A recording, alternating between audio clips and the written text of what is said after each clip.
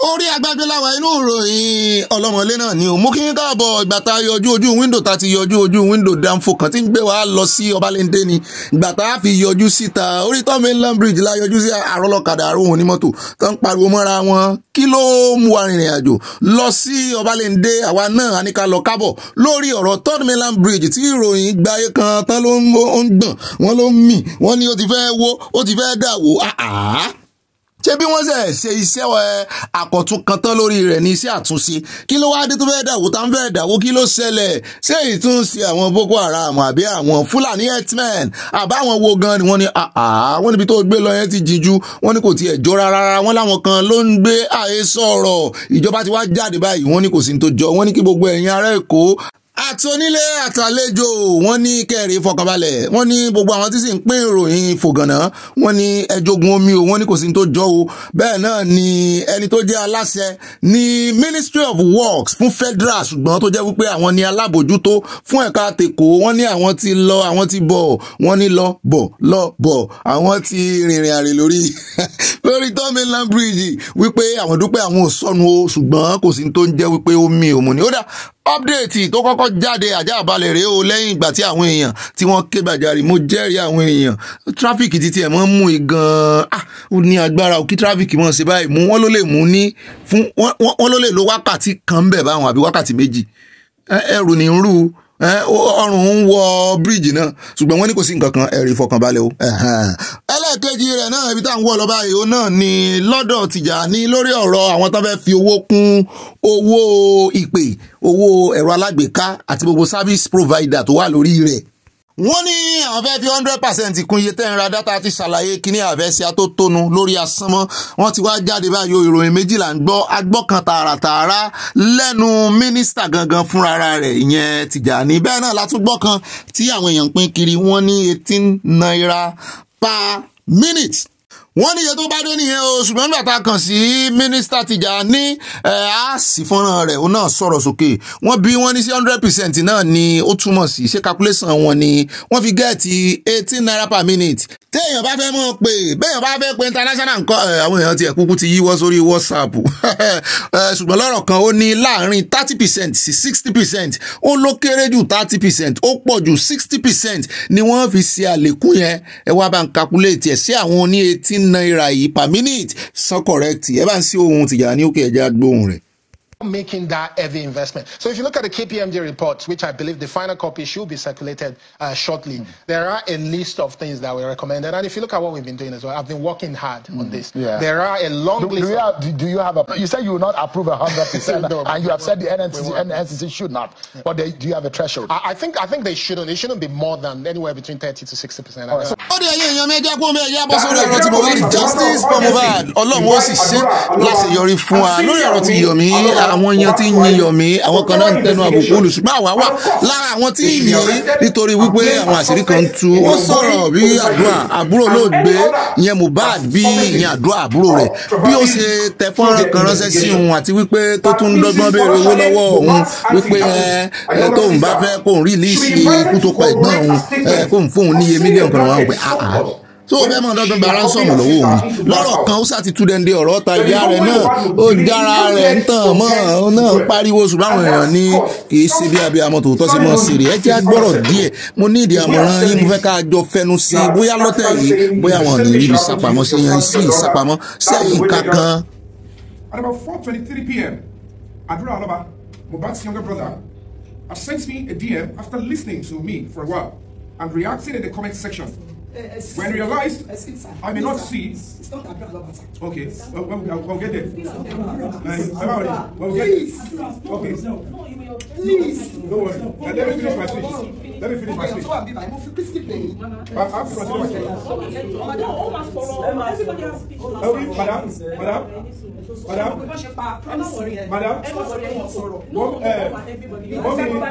Mommy Adura. Mommy, if we can love his brother, we have to love him. Trust me. I will always hold my end of him. Okay, at about 4:23 p.m., I have to take you guys back so that you can be up to speed. Adura Mohbad's younger brother sent me a DM after listening to me for a while and reacting in the comment section. When he realized I did not see the DM on time, he wrote to the comment section asking that I check my DM. And lo and behold, he offered to give me a video recording of a fight that is sealed between the late singer Ogbeni and his wife Cynthia. He demanded for 3 million naira.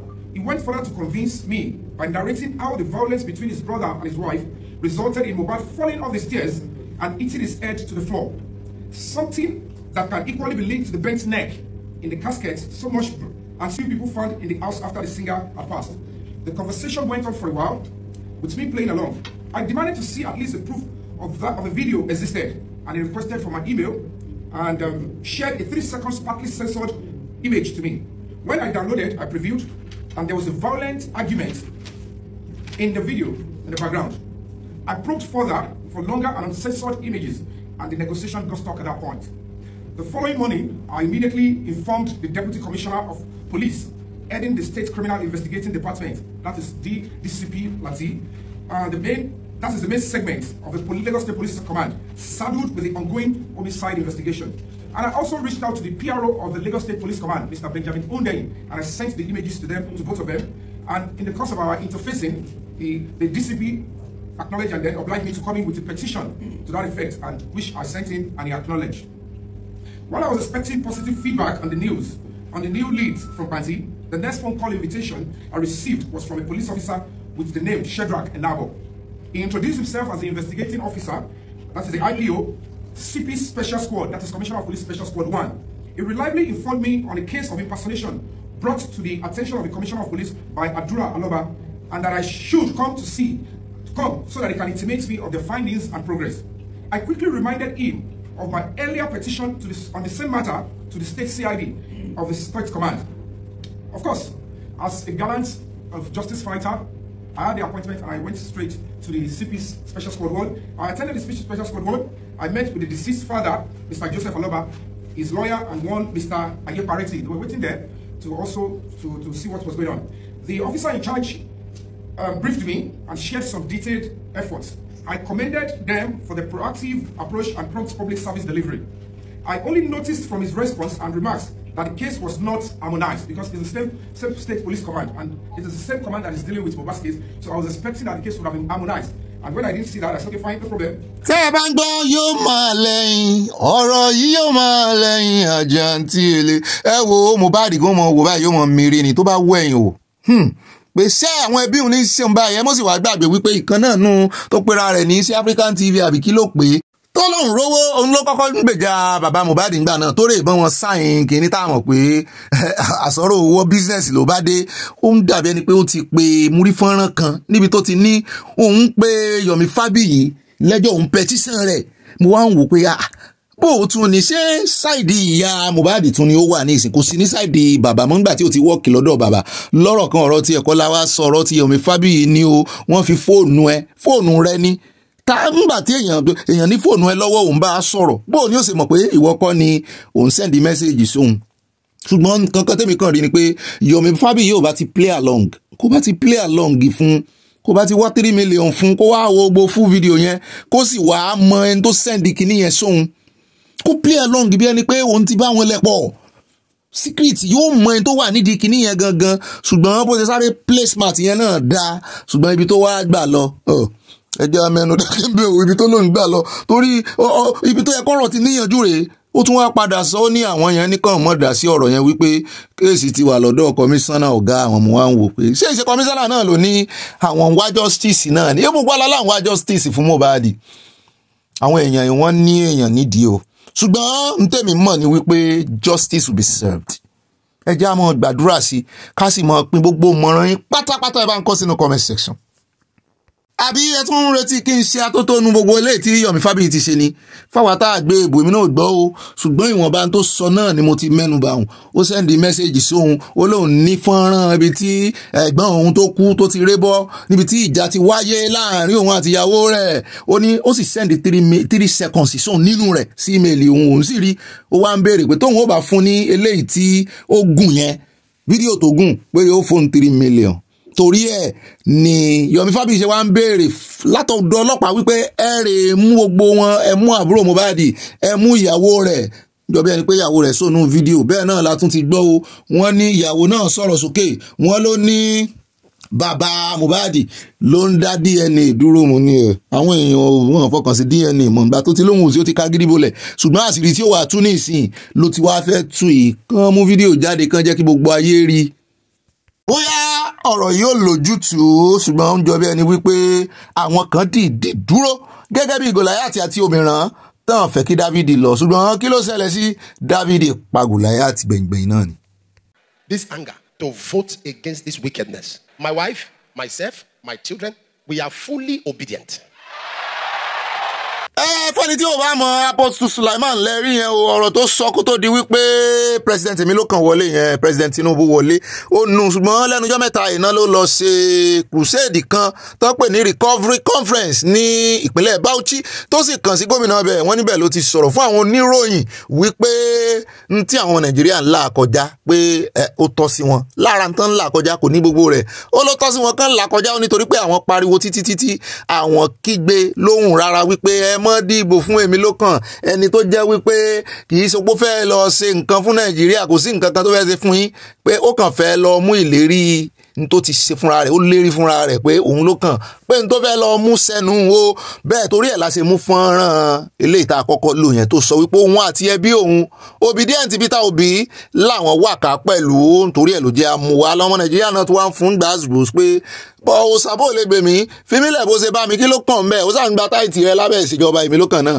ìyẹn ò dọ́ dúró pé kọ́ ọmọ gba táìtì ṣọ́ọ̀ṣì rẹ ìyẹn ò ní kọ́ ọmọ gba ọrẹ wípé wọ́n wá ní tàwọn ọmọ Nàìjíríà tó ń tanú sí wọn náà ló jáde nígbà tí COVID tó ní ìbàdàn kí COVID mọ́ continue nítorí ó dùn mọ́ nínú COVID ló ti ra jẹ́ẹ̀tì méjì kan lóun rà àbẹ̀yọ kan wọn rántí mọ́ lọ́rọ̀ kan àní amúfọ́nrán rẹ̀ wá fún yín ni o ṣùgbọ́n ó ń jọ bẹ́ẹ̀ ni pé àwọn ọmọ Nàìjíríà ti ń báwí kò dárúkọ àwọn ọmọ ọjọ́ rẹ̀ ṣùgbọ́n gbogbo àwọn ọmọ Nàìjíríà náà ló kópọ̀ ó ní ó dá tí wọ́n ń fi ara kó ojú tán wọ́n ń fi iná tán ń fojú wì lábẹ́ ìṣèjọba èmi ló kàn ṣùgbọ́n àti ìgbọ́ kí presidency dá lóhùn o bóyá dá lóhùn lọ́la wọ́n bá dá lóhùn á mú àbọ̀ wá fún yín ẹ fẹ́ lè ṣe àlọ́. ó dẹ̀ jẹ́ kó bí ẹja sáré dé ọ̀dọ̀ Jaruma bóyá ẹ máa mọ̀ ìkànnú àwọn ọmọ Haúsá ni obìnrin ni tí wọ́n ta mọ́kólé mú nǹkan kan lé ńgbà náà tiẹ̀ wọ gáwù àwọn agbófinró ńgbà kan ṣùgbọ́n báyìí ó ti wá fi ojú ara rẹ̀ hàn o tó sì ń fi rìsíptì ọjà tó rà lọ́wọ́ gọ́ọ̀mẹ̀ntì ó fi hàn wá ó náà ní kò ń wá san tax ó ní lábẹ́ ìṣèjọba ààrẹ Tinubu 20 million mo ní tí wọ́n ti buwọ́lu tax reform ni wọ́n ti ń gbé 20 million èló gan lọ́pàá ọjà kí ló ń tà ẹ̀jẹ̀ agbọ́rọ̀ lẹ́nu Jaruma. Transfer, please help me. I'm begging you. If I see that I should come and pay tax, 20 million naira. Haba. Even Ogbeni they pay tax, 20 million naira. I'm just a young girl. I'm just a very young girl. Ordinary humble color, not seller. Oh. I'm just a humble color, not seller. That 500 million, FIRS you guys are seeing, is not dash. It's not someone's money I'm keeping. It's dash. Like I say, it's dash. It's not dash. Anyway, that money should not be tricking your eye now. I'm very young. I shouldn't pay tax until I'm 70. I'm encouraging, young entrepreneurs, young people in business. Let's pay. ọ̀rọ̀ pẹ̀lẹ́ ìmọ̀ tí ń sọ ara ṣe kárí mi náà nìyẹn náà máa ń sọ lórí ẹ̀rọ ayélujára ó gbé 500 million wá ó ti wá sọ pé ó ti dé hàn náà sì gbọ́ ó dáa ó gbọ́ àyí tẹ́ wọ́n sọ lórí ẹ̀rọ ayélujára tí yín báyìí o FRISC 130 gbọ́ yín pé ó dáa ààyè báyìí mo ti méèkì bílíọ̀nù báyìí mo ti mú iye báyìí ni mo ti pa wọ́n ń bọ̀ wá gba táàsì ẹ̀ lọ́wọ́ yín ṣebẹ́lẹ̀ ẹ̀gbọ́n ni ẹ̀gbọ́n ẹjá kó ń bẹ́ẹ̀ já sáré dé ilé ìgbìmọ̀ asòfin kékeré o níbi tá a ti gbọ́ wọ́n ní representative kan láti Ìbàdàn wọ́n ní wọ́n ń ká lòlò láti múùfù Músàn wọ́n ní wọ́n lè múùfù ẹ̀ mú ní kán wá àyàn tí ó bọ̀ wọn fọwọ́ ti àwọn oníwíbarò nǹkan kan pù sí Músàn ìtàn àbálẹ̀ múùfù ẹ̀ lọ́rọ̀ kan wọ́n ní láti Ìbàdàn wọ́n gbìyànjú àti sọ èèbò mú níta ló ràn léèbò táràn léèbò ìbá ti sọ Yorùbá náà kan bá wá interpreter àti sọ tẹ́lẹ̀ wípé a ní ìdí èbò àgbé èbò mọ́ ó dùn mí fún bọ̀dá yìí. Recognition coming from the list coming from the Department of Just say I move for the rescission of my first motion. Okay, of my amendment, yes. I rise to move the motion as the decision move as amended. Thank you, Mr. Speaker. I move to rescind the decision, the resolution of the first motion I move. Okay, Mr. Speaker, sorry, sir. I rise and I move to the decision to recite the resolution of the first amendment by first motion. So this is 50 cedis. If you change it to naira, it's worth 5,240. And this money can only buy you breakfast, which is oat and bread in Ghana. But in Nigeria, it will buy you food in the morning, afternoon, and in the evening. Ẹ̀gbọ́n tí Aláòbí sọ lẹ́nu àti Ghana àti Nàìjíríà kí lówó ń ra 5,200 ní Nàìjíríà kí ló náà ra náà so ra lọ́ǹgì búrẹ́dì kan ṣẹ́ẹ̀sì ń rí lọ́ǹgì búrẹ́dì rà oríṣiríṣi jápò ń bẹ lórí ọ̀rọ̀ owó náà ní ilé ìtẹ́ ń wò yìí o pátì kan náà tó ti ń ná dọ́là yìí o wọ́n sì ń yí ẹ̀yẹ 200 naira abẹ́ẹ̀ rí ibi tí Nàìjíríà bá bára wọn dé.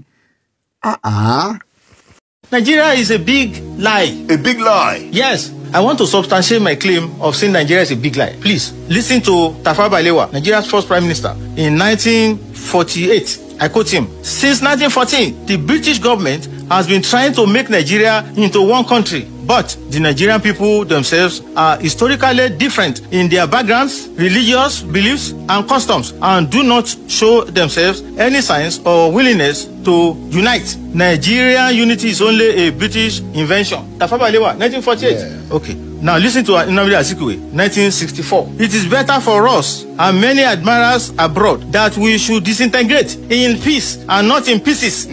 Should the politicians fail to heed this warning, then I will venture the prediction that the experience of the Democratic Republic of Congo will be a child's play if ever it comes to our turn to play such a tragic role."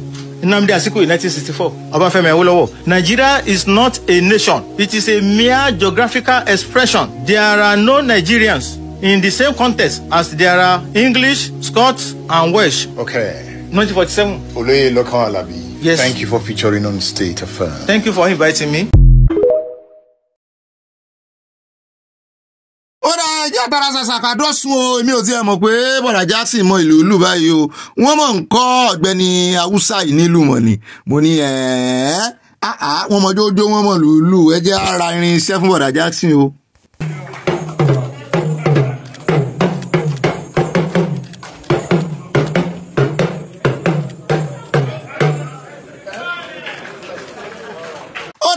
Èmi ò mọ̀ bóyá àbòkí mọ̀ lù ń tiẹ̀ o torí wọn ìlú ẹ̀ ìlú Yorùbá lélẹ́yìí wọn ìlú rẹ̀ lọ́dọ̀ wọn ẹja kó ń bẹ́ẹ̀ já wá rèé fi ọ̀pá sílù kájọ ọ̀pá sílù nínú àkójọpọ̀ ròyìn lónìí ẹ̀yin náà ṣe ti múra jó ọ̀gá mi náà ti ṣetán tán gbé wa débẹ̀ nínú àkójọpọ̀ ròyìn lónìí ẹ bá pín kó kalẹ̀ kó kakò ó yá ẹ mọ̀ bá a kà lọ.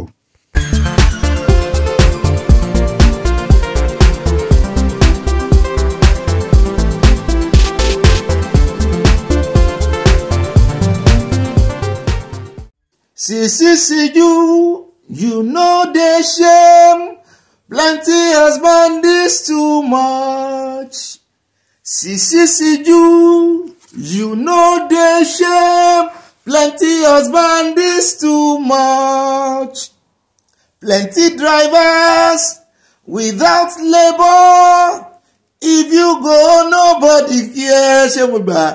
If you marry taxi drivers, I don't care. If you marry taxi driver, I don't care. If you marry taxi driver, I don't care. If you marry taxi driver, I don't care. Taxi ọkọ̀ aṣẹ́wó ló wà lẹ́kọ̀ọ́ àwọn pijó náà wọ́n fi ṣe taxi ìgbà náà pijó àti 404 àti 505 mọ́tò mélòó ló tiẹ̀ wà ní kìnní náà bọ́ọ̀ bá tí ìlò pijó tí ìlò mọ́tò gidi.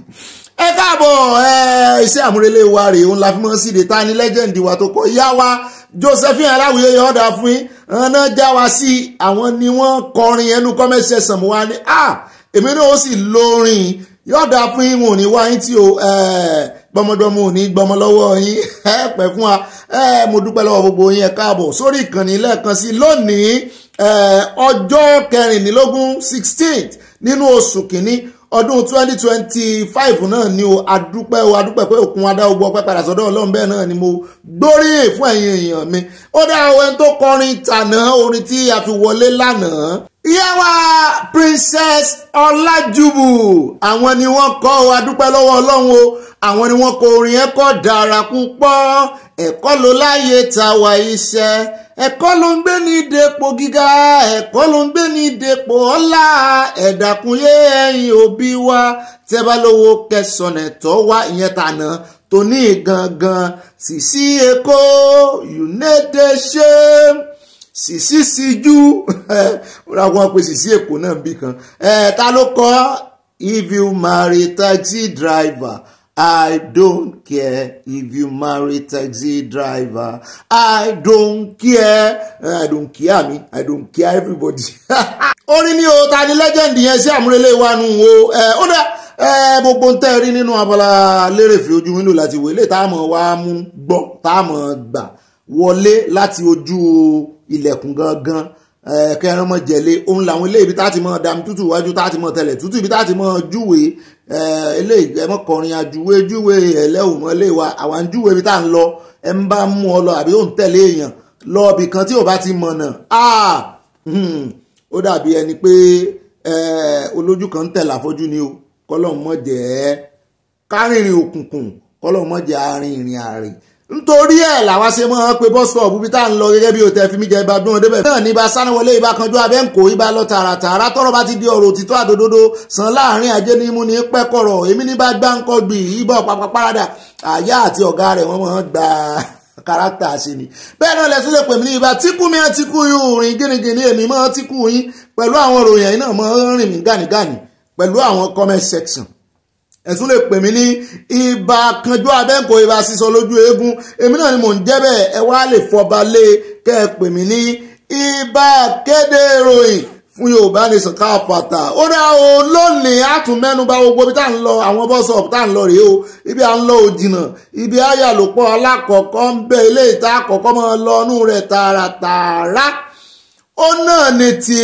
ọ̀rọ̀ ti Mohbad o ọ̀rọ̀ gangan ti wá ń fẹjú báyìí èyí náà ti rí àwọn fọ́nrán tá a mú wá fún yín nínú abala lérèfé níbi tí Yomi tó ti pè wípé kán àrẹ́sì àbúrò Mohbad àti ìyàwó Mohbad pẹ̀lú ẹ̀rí tó wà lọ́wọ́ rẹ̀ àti ọgbọ́n tó fẹ́ fi gba owó lọ́wọ́ òun pé òun ní ẹ̀rí ikú tó pa ẹ̀gbọ́n òun kó nǹkankan mú owó wa náà lòun wá wò pé bó ládùúgbò gbogbo ọmọ Nàìjíríà ṣe ń wá ẹ̀rí ìwọ wá fẹ́ máa fi ẹ̀rí mọ́ fẹ́ fi gba owó lọ́wọ́ òun ẹ ti rí ìwọ̀nba nínú abala lérèfé ṣùgbọ́n a sọ lórí ẹ̀ o nítorí nǹkan fojú wa rí lórí ọ̀rọ̀ tí Mohbad àgbọ̀dọ̀ jogun omi àgbọ̀dọ̀ pariwo ẹ̀ mo ti sọ kí ni ẹ máa ń rú ni Mohbad ò ní gbà kó gbà kó sún kó wò ó ti sún ọ̀pọ̀lọpọ̀ wa pé Nàìjíríà tó ti ṣẹlẹ̀ yìí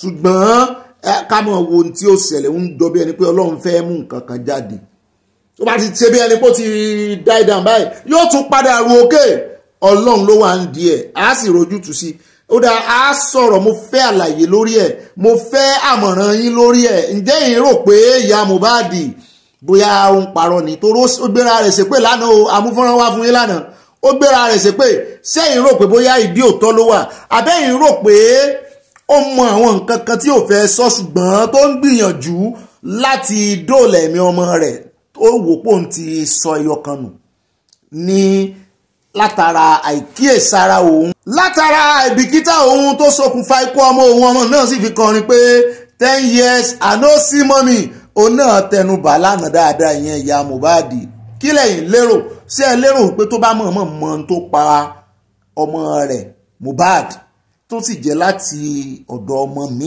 míì tó bí ló ti wá ṣé ẹ rò pé yóò sòótọ́ ó dáa à ń bọ̀ ń bẹ́ẹ̀ á wo ìgbésẹ̀ táwọn ọlọ́pàá ó gbé ẹ̀yin lẹ́ ní first one yìí ó ẹ bá ń kọ́ sínú comment section ṣùgbọ́n á sọ̀rọ̀ lórí ẹ̀ ẹlẹ́ẹ̀kejì á dé Ìbàdàn ní ọ̀dọ̀ Seyi Makinde níbi ibẹ̀ náà mú lẹ́tà lọ àwọn náà mú lẹ́tà lọ agbẹjọ́rò àwọn prince yòókù tí ọba òótàn rọ́bà jẹ ní Ọ̀yọ́ àti àwọn afọbajẹ tán kìlọ̀ fún Seyi lánàá wípé òun tẹnu àbùkù lu àwọn ó sì ń ṣe freely nítorí ipò tó wà làwọn ṣe ń wọ̀ràn o pé àwọn fún 30 days kó fi gba ọ̀pá àṣẹ padà bẹ́ẹ̀ náà ni kó rìvásì gbogbo ọ̀rọ̀ àbùkù ọ̀rọ̀ àlùfàǹsá tó sọ sí àwọn afọbajẹ wípé àwọn afọbajẹ iṣẹ́ ẹ̀ńtẹ̀yàn lè tàbùkù wọn pé gbogbo ohun tí ń sọ yẹn pé kò lẹ́sẹ̀ ńlẹ̀ wọ́n gbàbẹ̀ tẹ́lẹ̀ wọ́n ní kó mẹ́rin wá ó ti ẹ̀wà dá ẹ̀mí mọ́ láìkí irú challenge báyìí èèyàn kankan ò ṣe é gbèsè lẹ́yìn inú wọn ẹ mọ́ gbèsè èèyàn kankan lẹ́yìn o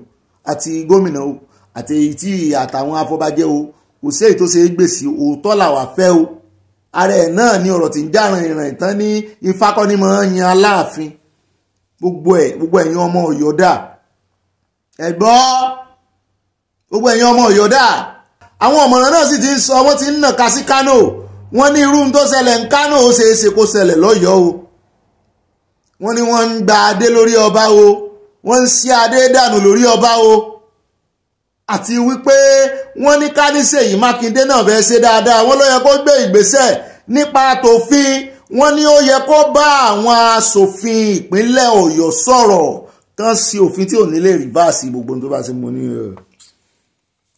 so ṣe dáadáa sí ọ̀nà tó gbà lóòótọ́ àwọn afọbajẹ́ gan ní òjì alẹ́nu ọ̀rọ̀ ṣùgbọ́n wọ́n ti challenge Seyi Makinde nísìnyí wọ́n ní ó mẹ́rin jáde gbogbo àtàṣe ń pariwo kínní náà àbèrè ẹ̀rí ẹ̀mẹ́rin jáde agbọ́pọ́n lọ sọ́dọ̀ EFCC lóòótọ́ ṣùgbọ́n EFCC ò mú yàn kankan pamọ́ wọ́n ti rìlíìsì gbogbo wọn ẹ̀mẹ́rin jáde àwọn tó sì wà ní owó tán fáwọn náà èmi ò tiẹ̀ kò sí tó bá ti jẹ́ tàwọn yẹn torí ẹ̀ lẹ́sẹ̀ ń ṣe wọlé àbáwọn yẹn lẹ̀ rí yẹn ò tó ẹ̀rí o náà méjì nínú àwọn afọbajẹ tán sọ wípé nítorí owó tán fún àwọn kéré ká ní wọ́n fún ọ lówó tó jù bẹ́ẹ̀ lọ́wọ́ ní sọ̀rọ̀ hàn gan ọ̀bàyéjẹ́ ni ọ́ mo sọ́ọ̀rì láti sọ bẹ́ẹ̀ wọn ò tẹnu àbùkù bọ́n o tó bá jẹ́ orí ọ̀rọ̀ tí wọ́n lè fẹ́ gùn lé wípé hàn méjì sọ pé àwọn ò gbowó hàn náà sọ̀rọ̀ káwọn méjì yẹn náà mú ẹ̀rí jáde wọ́n sà fún wọn lówó wọ́n ló kéré ni wọ́n mẹ́rin owó tán fún wọn jáde lọ́rọ̀ bá lójútùú tí ò bá ti sí ẹ̀rí àjẹpá àwọn ọ̀rọ̀ yóò lẹ́yìn o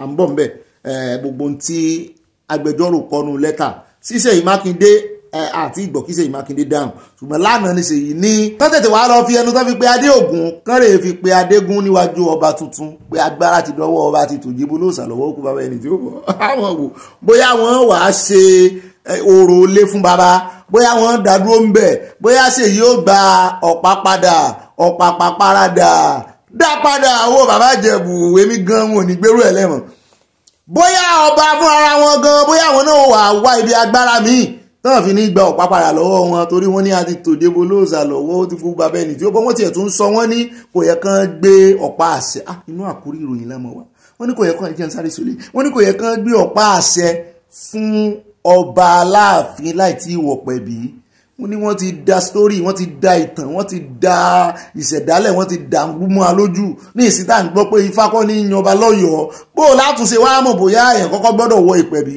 kó tó gbọ̀pá àṣẹ àmọ́ mẹ́wọ̀ ẹ̀yin ọmọ Ọ̀yọ́ dá o bẹ́ẹ̀ náà lásàré dé Bódìjà ń bàdàn o gbogbo ẹ̀ sá ìròyìn sáà mẹ́rìgòráǹdì Ọ̀yọ́ Ìbàdàn ní ìṣẹ̀lẹ̀ kan ìṣẹ̀lẹ̀ láabi ìṣẹ̀lẹ̀ burúkú tó ṣẹlẹ̀ ní last year èyí ló pọ́dún kan gbáko níbi tí a ti lérò pé àdó olóró ló bú gbàmù ìbúgbàmù láàpè torí kìí ṣe àdó olóró lẹ́yìn allegedly kìí ṣe àdó olóró lẹ́yìn ìwádìí tí ìpínlẹ̀ ṣe ìpínlẹ̀ Ọ̀yọ́ wọ́n ní àwọn sọmọ Ṣáínà ni wọ́n àwọn àtọ̀húnrìnwá kan sá mẹ́ta náà lọ́wọ́ bà wọ́n ní kíní tó fi ń fọ́ àpáta wọ́n ní wọ́n ń wakùsà wọ́n ní wọ́n wá gbé kíní ẹ̀ sáàrin ilé ń bẹ̀ mú wá níta ló lẹ̀bi sáwọn mẹ́ta yẹn ló lẹ̀bi àwọn nìkan ló lẹ̀bi ẹgbọ́ tí wọ́n bá ṣẹlẹ̀ ń lo èbò ó ṣeé ṣe gómìnà bẹ̀yìn yóò ti resign torí òun gangan ní nọ́mbà 1 olórí ẹlẹ́ṣọ́ ààbò yẹn gómìnà òun gangan ní nọ́mbà 1 olórí ẹlẹ́ṣọ́ ààbò executive officer nìyẹn fún ìpínlẹ̀ abẹ́rẹ́ bí ìgbà téèyàn bá wà ní company tí àwọn ọmọ tí bí ìgbà téèyàn bá ń ṣe for example ẹ̀jẹ̀ ń sọ kó lè yẹ à ń bọ̀ ń bẹ́ o a mọ àwọn fọ́nrán wọn wá a sì fẹ́ kí ẹ̀yin tẹ́ ẹ wà ń Bódìjà tẹ́ ẹ mọ àwọn tọ́rọ̀ ìkàn tàbí ẹni tó kàn kẹ́ ẹ jẹ́ agbọ́ bóyá ìjọba gbé ìgbésẹ̀ bóyá ń ràn yín lọ́wọ́ irú ẹ̀ gbọ́dọ̀ ṣẹlẹ̀ ńlú èbò ẹ̀dọ́ olówó ẹ̀dọ́ lọ́lànà ẹni bó ló ṣe jẹ́ mò ń bọ̀ ń bẹ̀ ṣùgbọ́n àpèjúwe tí mo fẹ́ ṣe òun náà ni wípé for example kéèyàn ní iléeṣẹ́ epo ibi tó ti ń ta ilé epo tán ti ń ta epo tán ti ń ta petrol kó jẹ́ máníjà abẹ kó wá gbọ́ wípé lẹ́gbẹ̀ẹ́ ilé epo rẹ tàbí ládùúgbò ní sàkà ní ibi tó nílé epo sí àwọn kan máa finá ṣeré wọ́n máa gbéná kọjá àbí kán máa ju báńgà kán máa ju àwọn nǹkan kódà kó ṣe iná disco wọ́n wá mú kọjá wájú ilé rẹ tàbí wọ́n ń ṣe nǹkan kan bẹ̀rùn tó lè jẹ́ kí nǹkan kan ṣẹlẹ̀ ó wà gbégbèsẹ̀ tàbí kọ́ ọtí ẹ̀ mọ̀ sí kí ló mú ọ tọ́ ọmọ sí nínú ilé epo rẹ̀ ó yẹ kó ọmọ sí nínú ilé epo kó tiẹ̀ mọ́ ti ìdèlé epo kó jẹ́ agbègbè ẹ̀mọ́ àwọn ilé tán máa ń kọ́ kẹ̀gbẹ́kẹ̀gbẹ́ ilé epo yẹn táwọn kan wà ń bẹ̀ bóyá kó jẹ́ pé tán ṣe ó jọmọ́ iná ó sì gbégbèsẹ̀ tíbẹ̀ fi jóná tó fi gbaná bẹ́ẹ̀ ni ọ̀rọ̀ yìí ṣe rí o. Seyi Makinde òun gangan ni mánéjà Ọ̀yọ́ state gbogbo ohun tí bá ń ṣẹlẹ̀ ní Ọ̀yọ́ state pẹ̀lú àwọn tó ń bá a ṣiṣẹ́ gbogbo ẹ̀ ló yẹ kán mójútó àti ẹ̀gbọ́ wọn ní kì í ṣe pé bóyá wàá ju àdó olóró torí àwọn kan rò pé bóyá àwọn Boko Haram ló wọlé ńgbà náà dọ́là Boko Haram làwọn èèyàn sì ń pè lọ́kàn wọn ṣùgbọ́n torí iṣẹ́ ìwádìí àti for the purpose of this ìròyìn àti ibà àlẹ́jẹ́ lè tẹ́ fi mí jẹ n ò fẹ́ sọ̀rọ̀ lòdì sí ntí wádìí wọn mú jáde torí ẹ̀ wọ́n ní nǹkan fi ń wakùsà ni bó wá lẹ́sẹ̀ wá wò ó tó fi ṣẹlẹ̀ wọ́n fi nǹkan wakùsà wọ́n ń gbé lọ wọ́n ń gbé bọ̀ wọ́n ń tọ̀ ẹ̀ síbẹ̀ yẹn ẹ̀ sì ní intelligence kankan pẹ̀lú àwọn ẹ̀ka tí ń bá Seyi Makinde ṣiṣẹ́. Ọ̀rọ̀ stampede wá ṣẹlẹ̀ mo wá fẹ́ kẹ́ ẹ gbé kẹ̀gbẹ́kẹ̀gbẹ́ ń tó ṣẹlẹ̀ stampede ọ̀rọ̀ stampede wá ṣẹlẹ̀ ẹ wá mú àwọn ní stampede ta lẹ mú sí ní eléyìí ta lẹ mú sí ẹ mú àwọn tó kó kinní jọ àbí bẹ́ẹ̀ bá fẹ́ ṣe náà lórí ọ̀rọ̀ stampede àwọn tó tẹ̀ èèyàn pa ló yẹ kẹ́ ẹ mú àwọn tó tẹ̀ èèyàn pa ló yẹ kẹ́ ẹ mú bẹ́ẹ̀ bá sì ní dandan gbì Oríyọmí àti Naomi àti principal wọ́n rojọ́ ẹ̀yin náà ó rojọ́ ilé tó ṣẹlẹ̀ lákàtà yín responsibility governor ni a ní fọ̀rọ̀sọ àbí àwọn sọ àmọ́ bẹ́ẹ̀ o torí bẹ́ẹ̀ náà ni bọ́ẹ̀ bá mọ gbogbo àwọn èèyàn tó wá láti Bódìjà tọrọ ìkan wọ́n ti ẹ̀sọ́ àwọn onímọ̀ ẹ̀rọ wọ́n ní àìsàn kan wà tó lè ti ara kìíní yẹn jáde àtẹ̀fín o àtẹ̀rú o àti ariwo ńlá yẹn gan wọ́n ló lè mú àìsàn dání dọjọ́ alẹ́ kọ́lọ́ mọ́jà ṣàìsàn kìíní mélòó ni ìjọba ti ṣe fún yín gbogbo ẹ̀yin tẹ́ sọ lẹ́nu wọ́n lé èèyàn 5 ló kú à ń bọ̀ ń bẹ́ẹ̀ á fún yín ní gbogbo kúlẹ̀kúlẹ̀ rẹ̀ ènì ló sà pé ọdún kan bẹ́ẹ̀ náà ni á kó ń bẹ̀ á sáré délé ìgbìmọ̀ aṣòfin níbi tá a ti rí táwọn kan fẹ́ yọwọ́ ẹ̀sẹ̀ síra wọ́n mọ̀ ti fẹ́ mọ́ fọ́ gúnra wọn lójú mú níta làwọn yìí mo bá wojú ẹ̀ dáadáa ló bá di sẹ́nítọ̀ kan látòǹdó Jimoh Ibrahim mo ní broda ẹ̀yin ní mo ní kí wá ní sẹ́nẹ́tọ̀ yìí ṣe fún yìí mo bá tún wojú tìyẹn náà ló bá jẹ́ sẹ́nẹ́tọ̀ kan láti Bauchi sẹ́nẹ́tọ̀ Ningin tó náà ń fa kìdíngbà náà nílé ìgbìmọ̀ asòfin lọ́rọ̀ kan wọ́n bá fẹ́ gbéná wojú ara wọn lórí ọ̀rọ̀ kíni lórí ọ̀rọ̀ mínísítà kan sí ẹ̀yàn tí ò mọ ti ń ṣe tó lóhun òun sẹ́ẹ̀ débẹ̀ ni òun ò mọ ìtumọ̀ renewed hope scheme fún housing mo ní ó sì wá gbọ́ èmi náà pariwo ẹ má bínú ó sì wá wájú ilé ìgbìmọ̀ asòfin láti wá dìfẹ́ǹdì bọ́jẹ́ẹ̀tì ó sì mọ̀ ń pa ẹ̀ kí wá ní láríjà tó wá sí. àṣẹwá àṣẹyìnbọ̀ níngì náà ní oná ò mọ̀ ń pa ẹ̀ ó sì fẹ́ mọ̀ bá ẹni tó mọ̀ ń pa ẹ̀ jà á mú fọ́nrán wá fún yín kí náà ń jà sí kí ló dé tán fẹ́ tutọ́ sójú ara wọn àmúbọ̀ bẹ́ẹ̀ náà ni àníkó ń bẹ̀ táàtún fi dé ẹ̀ka àti ilé ìgbìmọ̀ asòfin níbi tí wọ́n ti ní kíkí níwájú òkú síwájú àwọn bẹ́ẹ̀ náà ni òsì ọmọlẹ̀ náà ní sọ̀rọ̀ wípé kí ló dé l'Àbújá lẹ́nu ọjọ́ mẹ́ta yìí ó ní àwọn China bó ti ẹ̀jẹ̀ wípé gbogbo ẹnu kọ́ ló fi pè wọ́n gbogbo náà la mọ̀ pé China ni àwọn ará Àbújá náà ti kàn sí mi wọ́n ní bẹ́ẹ̀ bá dé Àbújá nìsín wọ́n ní China pọ̀ bí àwọn chinkomu ní ta ló ń fún wọn wo ìgbèlú bó náà ṣe ń ṣe é ebó ní físà Nàìjíríà le láti gbà ni bóun náà ṣe wá ń rí pàmìtì bóun náà ṣe ní rẹ́sídẹ́ǹsì wọ́n ń sí ṣọ́ọ̀bù bó ṣe wù wọ́n òsì ọ̀mọ̀lẹ̀ sọ̀rọ̀ bẹ́ẹ̀ náà ni ẹni tó ń ta sí ṣẹ̀sì mọ̀ wípé ẹni tó jẹ́ mínísítà ń bẹ̀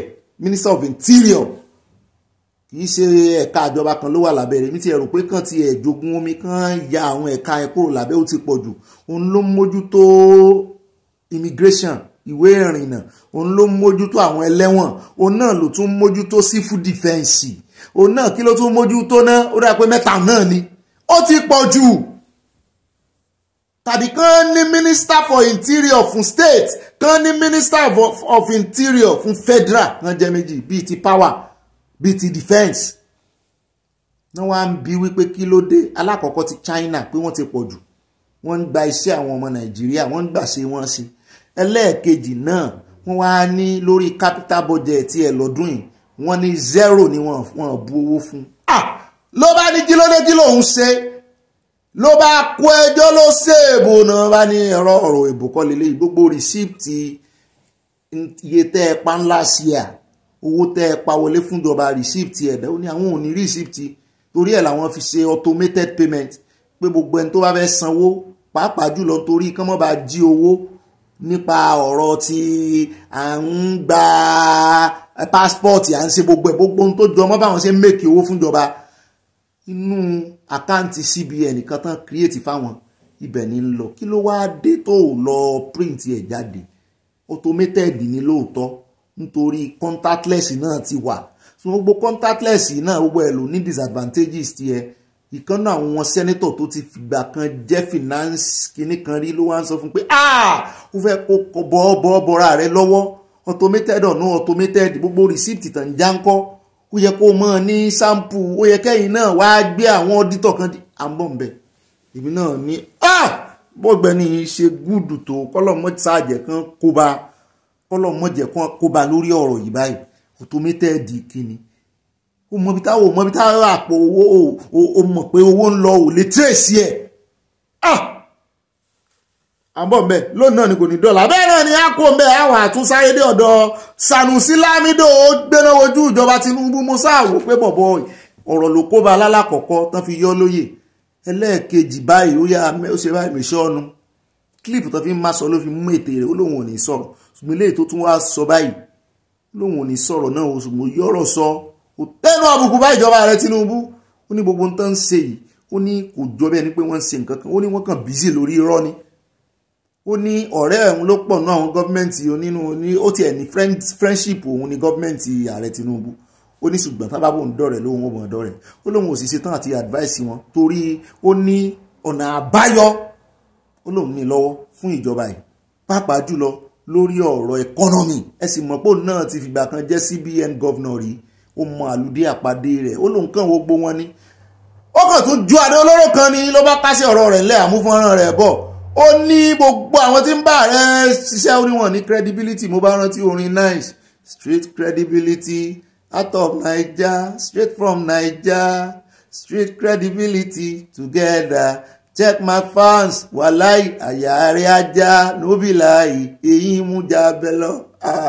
Kìnìún lọ viral categorically I'm thing dele pé saying no gain saying I'm physically no doubt me I go bring home Grammy lọ́la.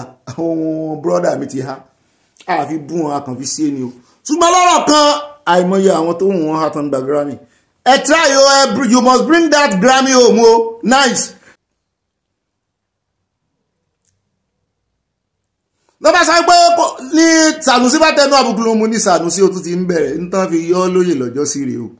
Wọ́n ló sọ̀rọ̀ sí gọ́ọ̀mẹ̀ntì nísì mọ́ sọ dẹ́ndé ọ̀rọ̀ à ń bọ̀ ń bẹ̀ àmọ́ àfún lónìí náà ni kò ní dọ́là o. Ó dáa ní rí jù báyìí lọ́dún gbogbo àkórí ìròyìn ní pápá abala tí ó mọ̀ kan abala sálọ wọlé gẹ́gẹ́ bí òye tẹ́fí yẹ ìyá mi ẹ̀yin bàbá mi ó yẹ ẹ̀bọ́ bí o ẹja ṣe cheese. Àwọn èèyàn ti ń join wa ẹ̀rí pàwọn bàbá wa yẹn náà ti ń join wa, wọ́n ti ń pọ̀ kanjọ́ abẹ́ ń kò ti join wa.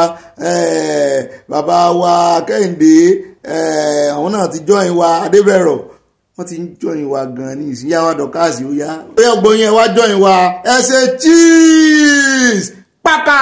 Inú abala sánáwọlé là ń lọ báyìí, ní jó mọ́ pẹ́ mọ́nú abala sánáwọlé nítorí orúkọ rẹ̀ ẹ lè pè ní news flash, ẹ lè pè ní flash news. Àkọ́kọ́ ń bẹ̀ á dé Rivers State níbi tá a ti gbọ́ wípé mọ́tò kan ré sí inú river kan ń bẹ̀. Mo ní Rivers State náà là ń pè orúkọ ní ìrò, wọ́n ní orúkọ a máa ń rọ ọmọ àpèjẹ́ a sì máa ń ro òyàn. Mọ́tò òdìdí mọ́tò Hilux, wọ́n ní àwọn òyìnbó Dutch wọ́n náà wà nínú ẹ̀, wọ́n ní àwọn ajínigbé ló lé wọn débẹ̀.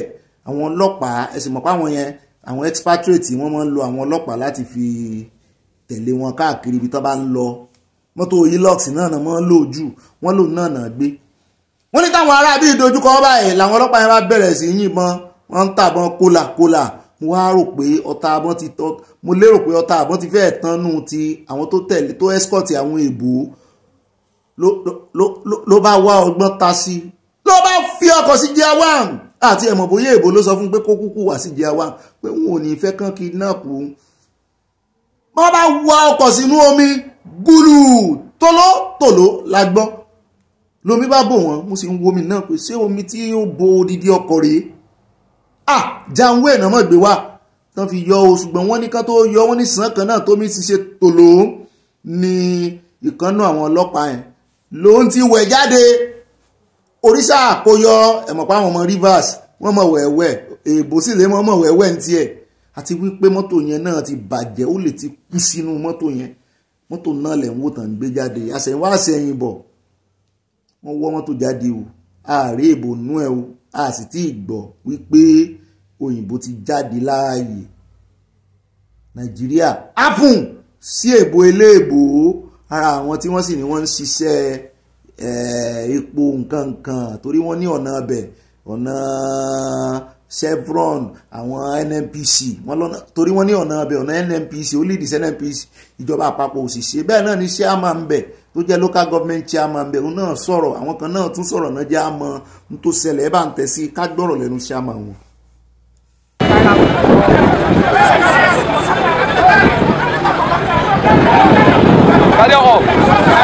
What is the recording now? What did you walk? You are going to carry off now.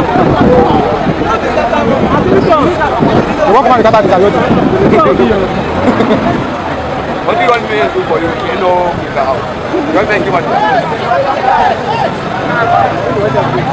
Only neither go. Only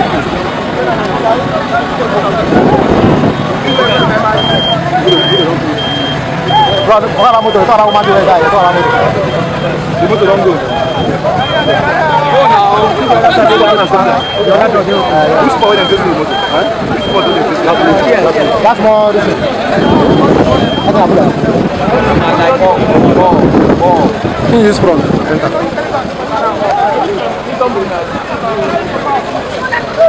Lagi,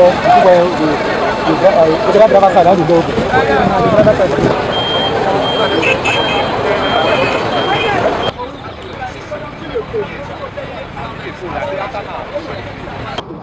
My name is Chief Honorable Ajuri Ebiebrin Emere Gupa, the Executive Chairman of Eleme Local Government Council.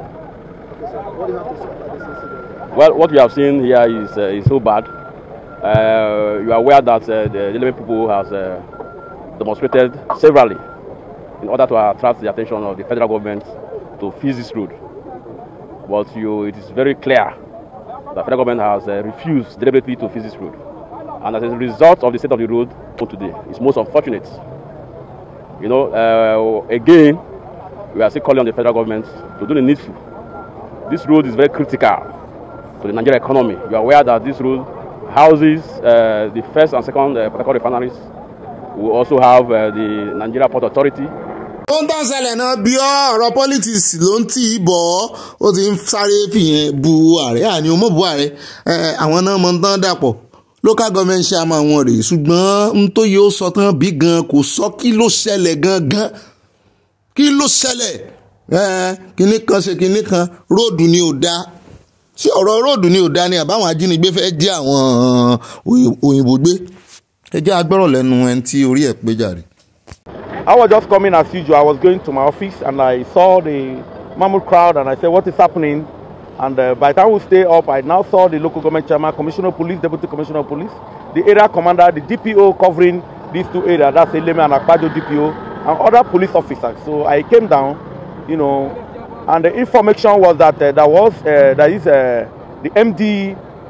MD to one of the farm in River State, you know, was going out through this ASICs when some kidnappers trying to kidnap, they were exchanging blood with the security men who were guiding this foreigner, and as well one of the mopo, from what I gathered, one of the mopo fell out of the car and rolled to the other side of the road, while the other one fell into the ditch. The big river is behind me with the white man. Although I saw the policeman who was with the white man swim out, and since then they've been inside. So we are trying to make sure the rescue, the divers are here, and we are trying to, we found the vehicle, but want to see the extent of damage done, whether the white man is there or not. And that is what is happening here now.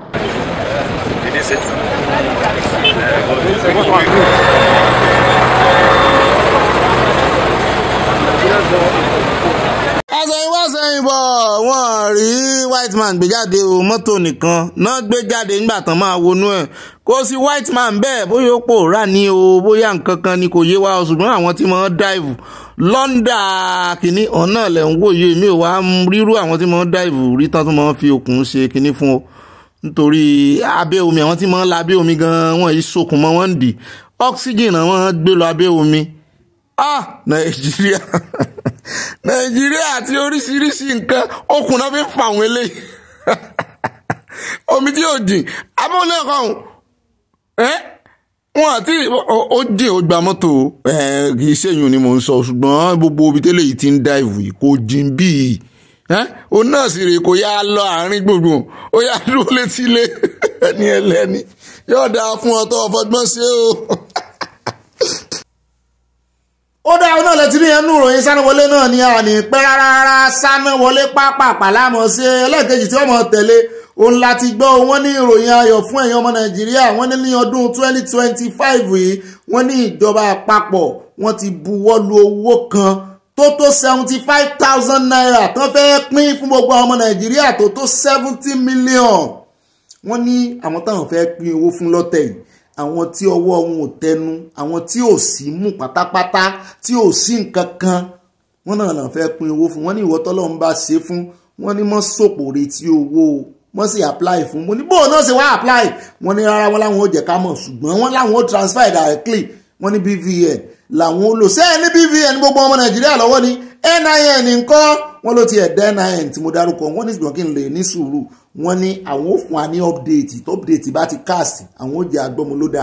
Kí wá ní ẹ fẹ́ sọ lórí ọ̀rọ̀ NIN? Wọ́n láàrẹ Tinubu tún ti fẹ́ ṣe ìpinnu mi o wípé wọ́n fẹ́ gbé ID card tuntun jáde. Mo ní kí ló tún dé eléyìí tẹ́ ẹ̀ mọ́ ya dúró owó tẹ́ ẹ ná lórí NIN ni wọ́n ní presidency list new national identity card 9 others as top policy to watch out for 2025. Wọ́n sì sọ wípé ọ̀rọ̀ ID card yìí wọ́n ló mú wọn lómi gan. Wọ́n ní ọ̀rọ̀ data wọ́n láàrẹ Tinubu sọ wípé Nàìjíríà ò ní data. Mo ní kí ló dé tí wọ́n articulate gbogbo data ta ní BVN is data. Wọ́n láwọn tó ní báǹkì nìkan ló ń lò. NIN ńkọ́ ẹ mọ iye adúrú owó tán ná lórí NIN yìí. Bẹ́ẹ̀ náà tún ní èwo tún ní ná BVN àti NIN ṣá, ṣùgbọ́n wọ́n ní wọ́n fẹ́ gbé káàdì tuntun míì jáde o. Wọ́n ní eléyìí yóò jẹ́ kán lè bá àwọn orílẹ̀-èdè àgbáyé figagbága. Wọ́n lórílẹ̀-èdè tí ò bá ti ní database wọ́n ní ayé ẹ̀ tí wọ́n mú wá ní ṣé wọ́n ní ṣe wọ́n ní kọ́kọ́ ṣètò kànìyàn tán tó lọ di eléyìí ni wọ́n ní àwọn ṣàjẹ́ àgbọ̀ ṣùgbọ́n wọ́n ní number 1 list ń tá ààrẹ Tinubu fẹ́ ṣe mo ní ẹ mọ́ retí àwa náà á fetí lé ògiri bó bá ṣe jẹ́ àmọ́ ọmọ fún yín.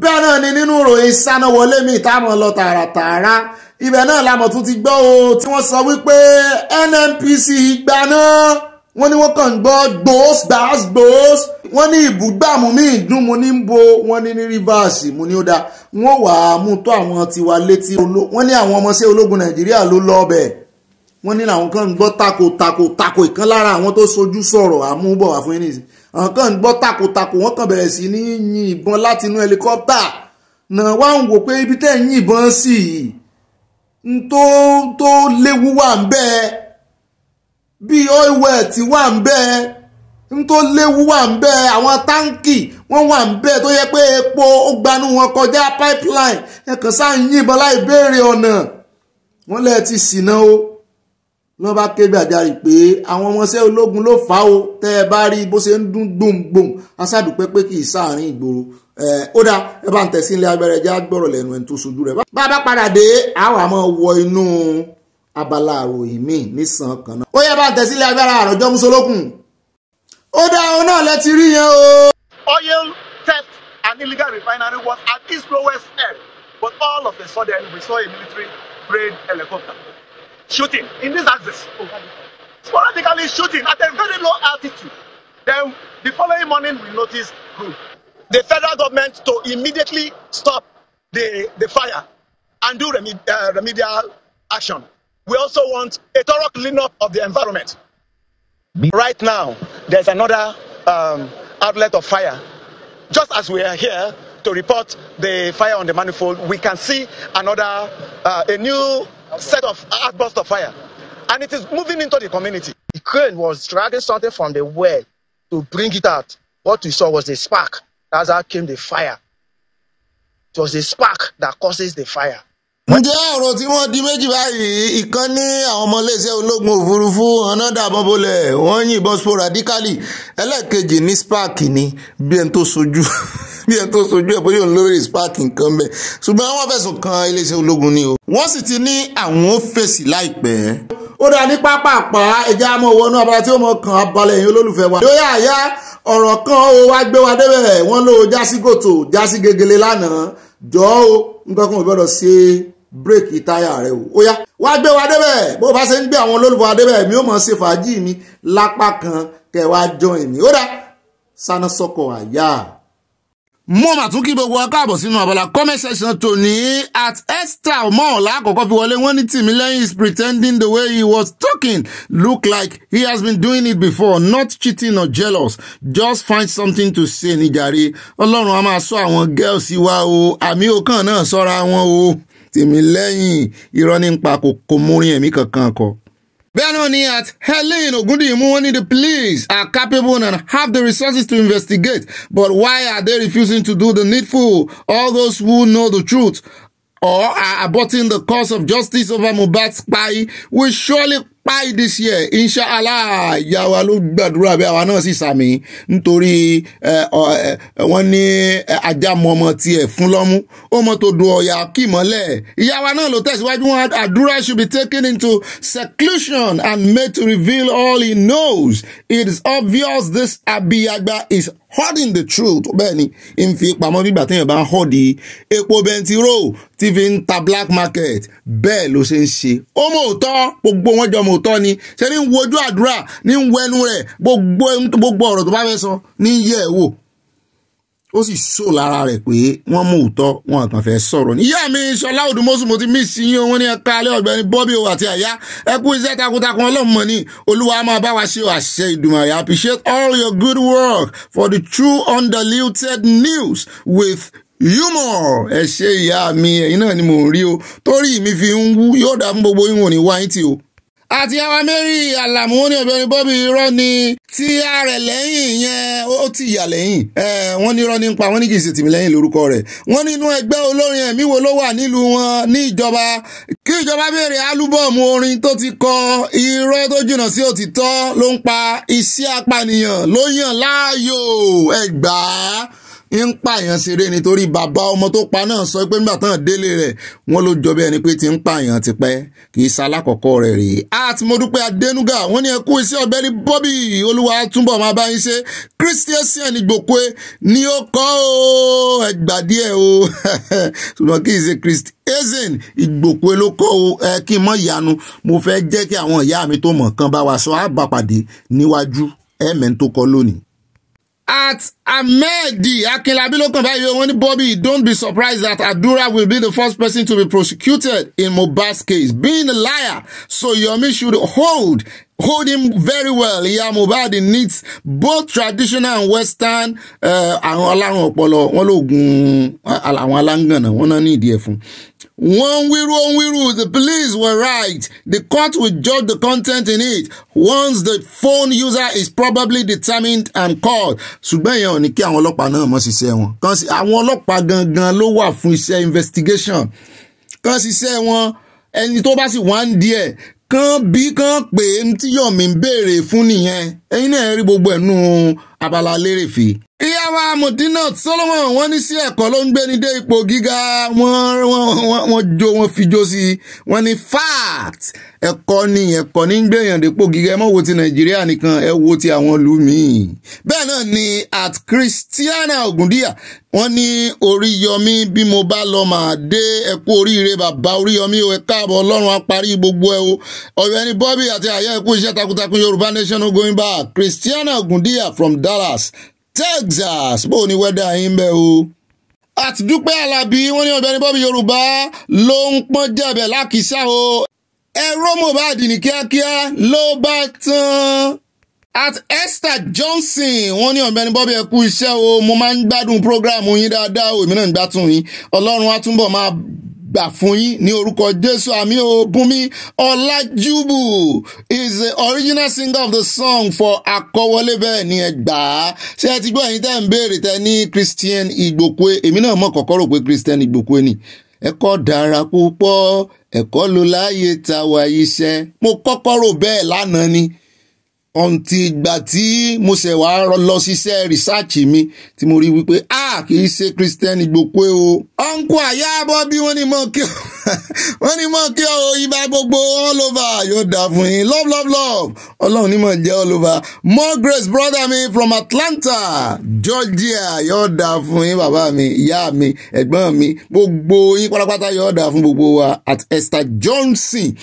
Bẹ́ẹ̀ náà ni at Oríọlá mo ti mí sí yín o wọ́n ní àyà àti ibà ẹ kú ọjọ́ mẹ́ta o mò ń sáré bọ̀ láti wá wo ọkọ̀ comment section ẹ fẹ́ wá wọkọ̀ comment section ó dáa ṣé ẹ sálẹ̀ ọkọ̀ bá lánàá ebi sì ń pa mí ṣùgbọ́n ó yà mí lẹ́nu nígbà tí mo rí ìbejì àyà tó ń gbé síbi spoon sẹ́nu tó tún ń sakọ nínú òtútù ń sá mi nì mo wá ń sakọ jẹun.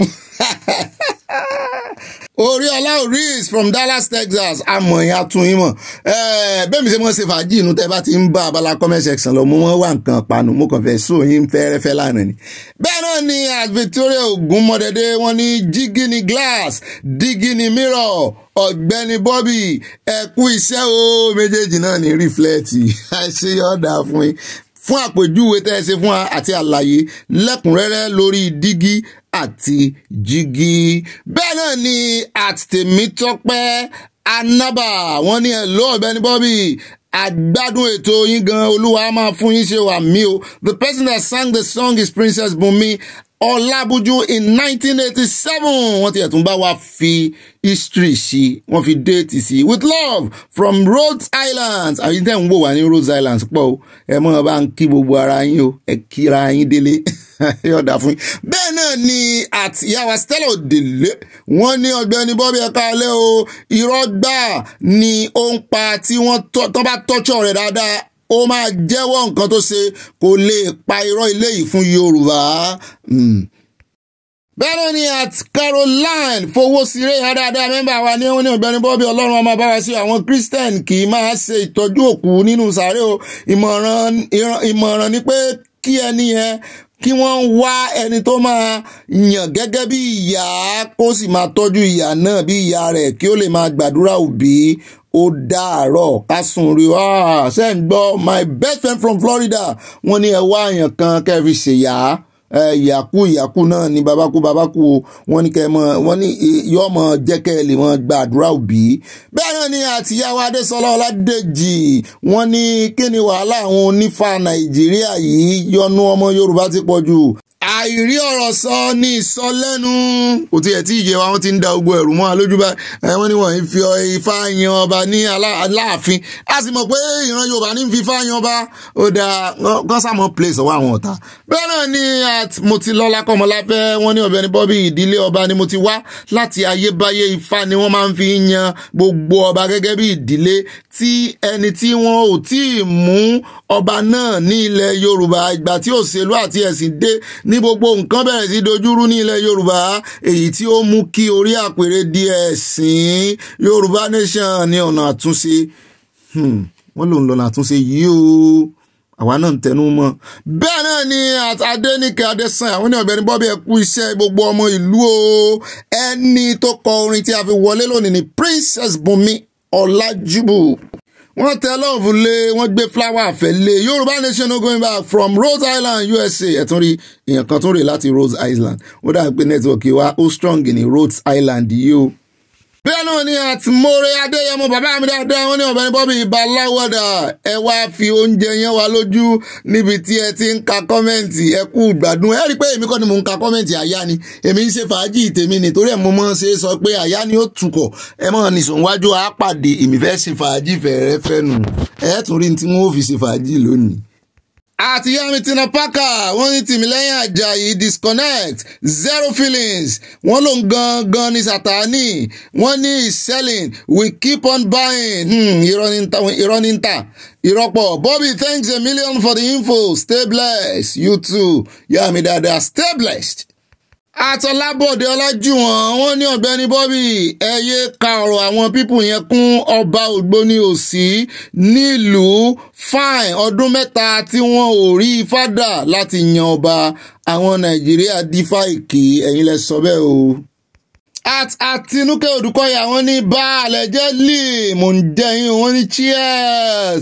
Ibà ìfẹsẹ̀wápọ̀ ṣùgbọ́n ìdá jẹun yín ni ẹ kò pè wá o ó ga o ẹ pè wá wá jẹun ẹ kú iṣẹ́ o wọ́n bú sẹ́rìn wọ́n tẹ fúláwà àfẹ́ wọ́n tún fi ìfẹ́ lé lórí ẹ mọ́ bínú sí mi ẹ̀yin náà ẹ sáà ń fi nǹkan pa nígbà táyà ń gbé yín lọ lánàá. Àtinúkẹ́ Odùkọ̀yà wọ́n ní Ọ̀gbẹ́ni Bobby I attend the Apostolic Church where they don't believe in doing sacrifice for the dead. But my parents were Muslim. When I was in Nigeria, anytime I dream about my parents, they will ask me to fry akara for them, which I'll do because I don't believe it's sacrifice. Our father in Florida too can fry akara for his parents. He can send money to Nigeria so that they can assist him. Oda aro òkè Olúwa kò jíwa rè o. Ṣé ẹ ti ń gbọ́ bàbá wa láti Florida All Stars. Wọ́n ní àwọn tẹ́lẹ̀ ṣeré wọ́n ní ẹ̀rẹ̀ díkàrà ẹ̀ṣẹ́ tí ẹ rí yóò bless àwọn èèyàn gan táìmù yìí.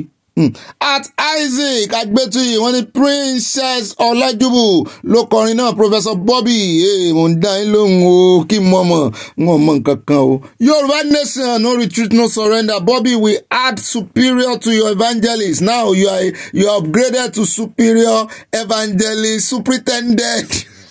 This year is our Yorùbá nation. Amen.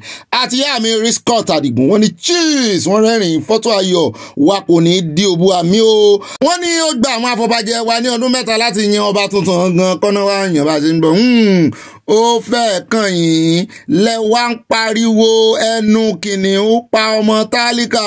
Ẹ sọ pé ó ń fọ̀lù mọ́ Ọlọ́run yọ yín wọ́n fẹ́ fún yín ní àkámọ́ rasaki níbi tí ẹ ti ń sáná sówó ìlú bẹ́ẹ̀dẹ̀ ìbá fi dún ní ẹ̀bá gbà ẹ̀yin awáyémọ̀ràn tí ọ̀run Ọlọ́run ló ní gbogbo agbára wà láì yá mi yọ̀dà fún wọ́n tẹ lọ́ọ̀fù sí àwọ̀ ẹ̀jẹ̀ àpínmọ́wọ́ wọ́n kọ sàlám ìyẹn wọ́n wá fi àlàáfíà sálàm wọ́n fi dé ládé bẹ́ẹ̀ náà ni àtìyá mi àná ló bóyè wọ́n ní Ọ̀gbẹ́ni Bobby mi tòótọ́ èrè ni mo fi jẹ ẹ̀kọ́ lórí ọ̀rọ̀ yìí o èrè wo ń bẹ̀ ṣe di lákà ni àbẹ̀bí ṣe mọ́ínmọ́ín mọ́nu àbí àlápà ẹ dákun ẹ bá ń fomi lò Yorùbá mi báhùn. Ibà aláòbí kí ló ń jẹ́ bẹ́ẹ̀ wọ́n tẹ love you to the moon I love you too to the moon mọ́ mi mo ti ń jẹ́ aláòbí àti bá sọ pé aláòbí ìkà ní jẹ́ bẹ́ẹ̀ synonyms rẹ̀ nù. bẹ́ẹ̀ náà ni àtọmọlẹ́wà Adéṣọlá wọ́n ní good evening Ọ̀gbẹ́ni Bobby this case of Alaafin that Ifa has not been selecting Ọba in Ọ̀yọ́ is making me to be scared of our Yorùbá nation. Abẹ́ẹ̀rí I just pray that God will help us because there is no other way but Yorùbá nation now. No going back. Ìbágbéwá débẹ̀, you are highly appreciated. Love. Èmi náà appreciate yín Ọlọ́run ọba òun ní wáyé tì.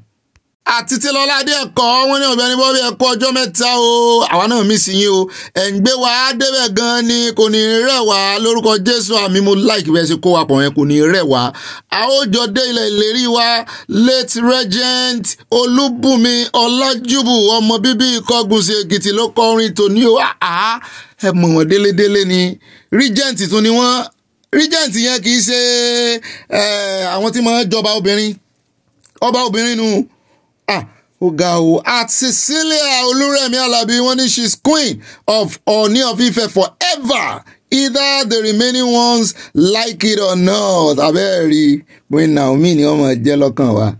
At Stella wọ́n ní ọmọkùnrin tí wọ́n ń pè ní Tìwọ̀n lẹ́yìn ó tira rẹ̀ lójú yìí. Èmi ò lérò pé tìmí lẹ́yìn ní onítèmi ọ̀dájú ènìyàn ní ẹranko sí ni ẹni tí ó bá fi idà pa ènìyàn idà náà ni a ó fi pa òun. Ó tún ní pé òun ò ké àbámọ̀ pé òun pa ènìyàn láìsí ẹran. Ó ti fi ẹnu ara rẹ̀ ṣe ìdájọ́ ara rẹ̀. Ọ̀dájú ni ó dájú ṣe ni ó sì ti ń ṣe tipẹ́ ọwọ́ pálámà rẹ̀ ṣẹ̀ṣẹ̀ gini. Bẹ́ẹ̀ náà ni at More Adéyẹmọ ní Ọ̀gbẹ́ni Bobby, I don't believe that man. Àwa náà believe rẹ̀. It is Ifá Oreku wọ́n ti kọ́ capital letter that select original obas in Yoruba land. He is a Confucianist and as a result his submission is overruled. Wọ́n ti bá ń dájọ́ rẹ̀. Submission overruled. Irọ́ náà ń pa. Wọ́n kàn ń parọ́ òsì ni. Kí ló mú wọn tán fi Ifá sínú constitution? Bẹ́ẹ̀ náà ni a travel captains wọ́n ní Ọ̀gbẹ́ni Bobby tí kò bá tilẹ̀ sí nínú constitution láti ọjọ́ tí aláyé ti dáyé ni wọ́n ti ń fi Ifá yan ọba ní ìṣẹ̀dá Yorùbá.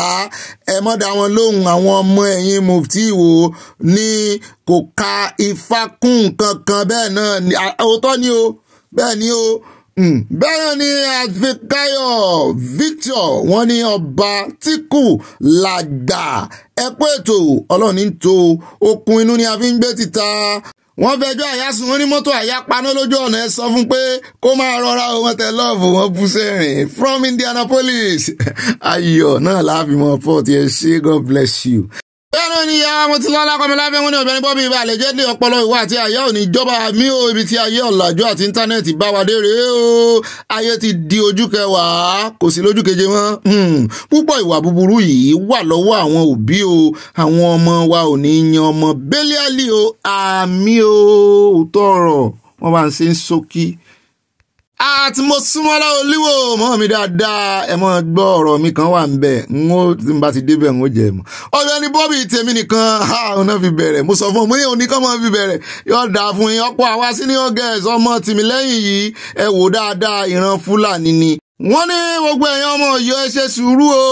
Wọ́n ní gbogbo ìgbà tó bá ti fẹ́ jẹ ọba ni wàhálà máa ń wà o. Ìgbà tí bàbá wa Lámídì wọ́n ní bẹ́ẹ̀ lórí ìjà ni pẹ̀lú Asípa Ọ̀yọ́ nígbà náà àwọn afọbajẹ pàápàá kò fún wa lọ́rọ̀ sọ. Olúwa jọ̀ọ́ jẹ́ kí Yorùbá nation tètè dé. Love you Bobby from Maryland USA. I love you too mọ́mi.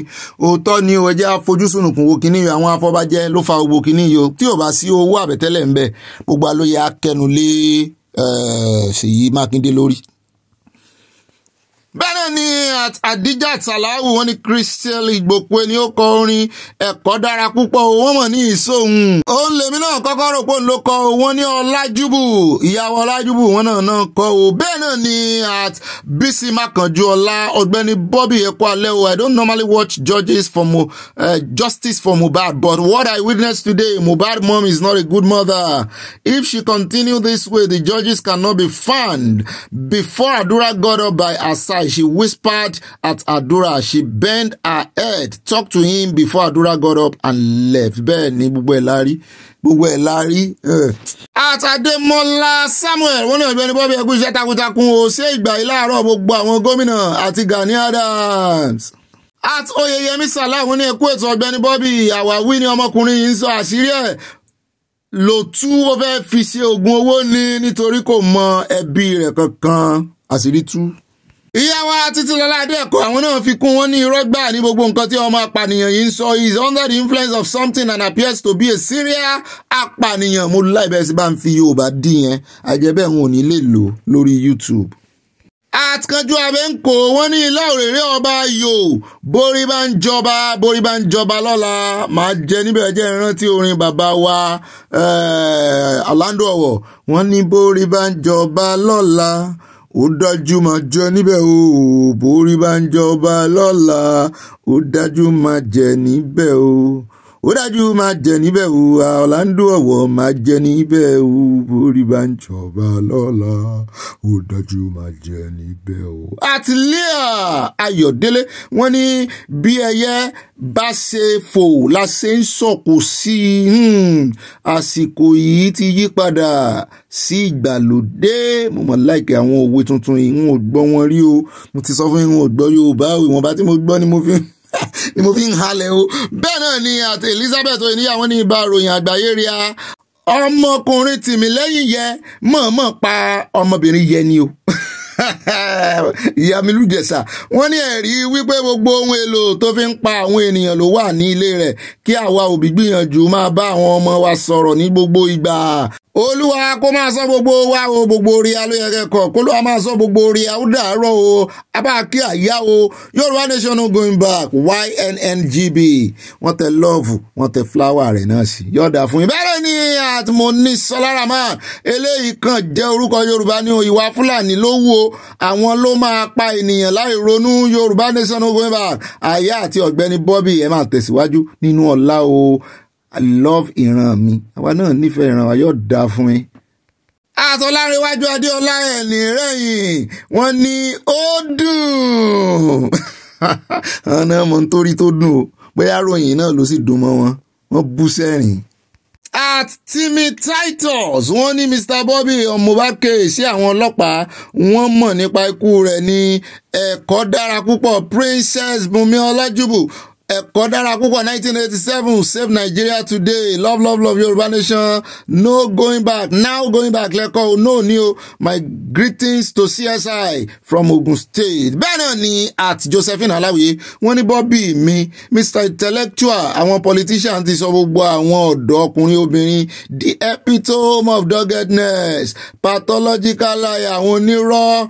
wọ́n ní I really appreciate your marvelous information of good news. God will continue to project you. Amen. wọ́n tẹ love rẹpẹtẹ ṣé ìyá mi yóò dáa fún yín, gbogbo àrídùnnú yín ò ní dìbànújẹ́. At Kúkú Adéyínká wọ́n ní ibà under my foot o, èmi kàn ni mò ń jẹ́ bẹ́ẹ̀ o, kí ní jẹ́ bẹ́ẹ̀ o, igbákejì ààrẹ yín ní jẹ́ bẹ́ẹ̀ o. wọ́n ní bless you, keep on the good work, Yorùbá nation no going back. wọ́n tẹ love sí a, God bless you too sir.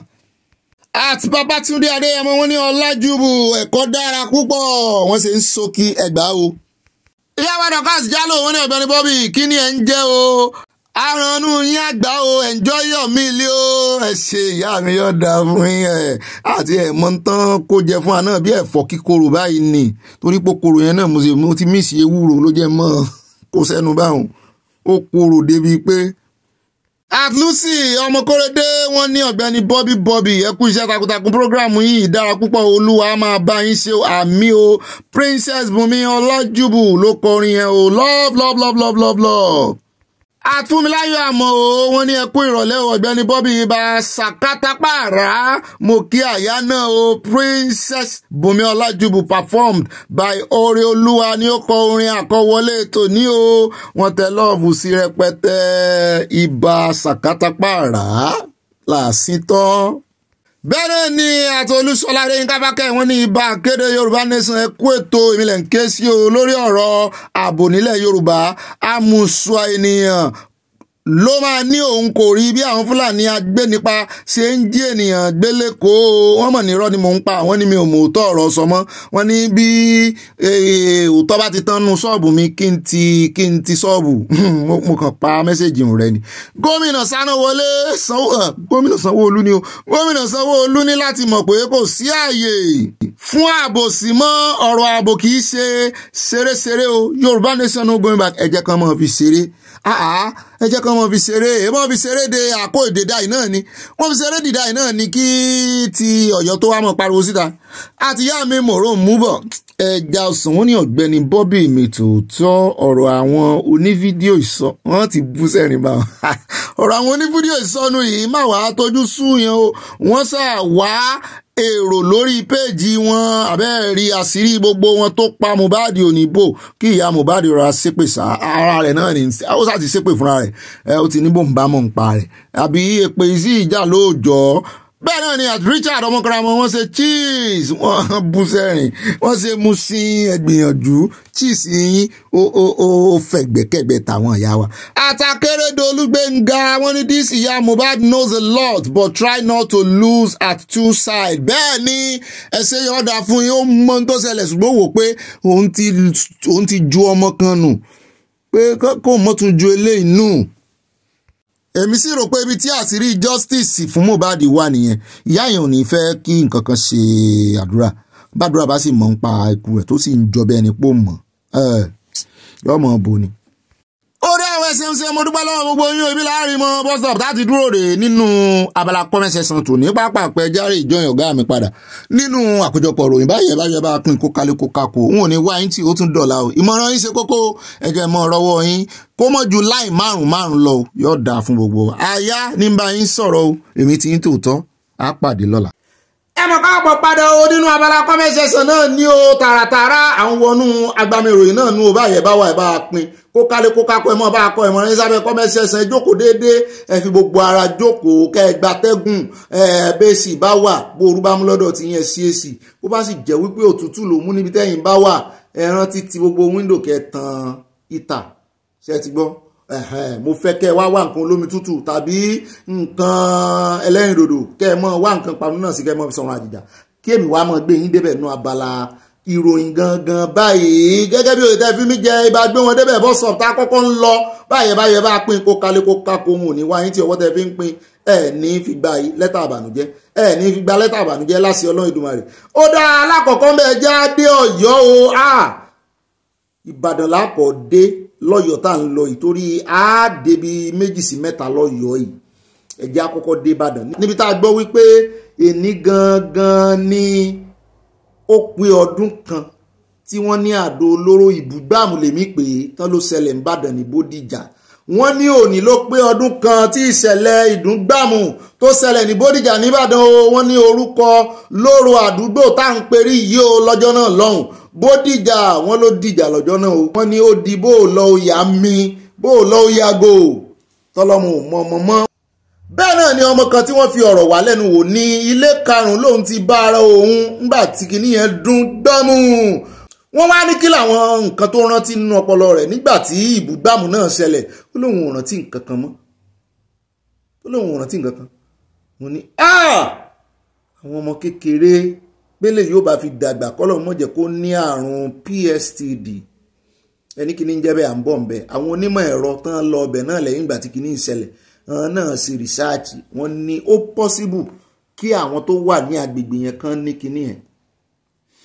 àwọn onímọ̀ ẹ̀rọ náà wọ́n ní ó ṣeéṣe kí ọ̀pọ̀lọpọ̀ wọn kan ní PST post-trauma stress disorder náà ń pè é wọ́n ní àwọn ológun ló máa ń sábà ní í jù tàbí àwọn tí ogun bá sojú wọn tán wà ní agbègbè ibi tí àdó olóró ti ń dún wọ́n ní ìjayà ló máa dé fún wọn tán bá gbọ́ nǹkan ariwo kékeré wọ́n á rántí kinní yẹn wọ́n ní bíi ó ní í ṣe pẹ̀lú ọpọlọ torí kinní yẹn ti rẹ́gísítà sínú ọpọlọ wọn gbogbo wọn pátá ló yẹ kán lọ ṣe tẹ́sítì fún lẹ́yìn ìgbà tí kinní yẹn ṣẹlẹ̀ tán.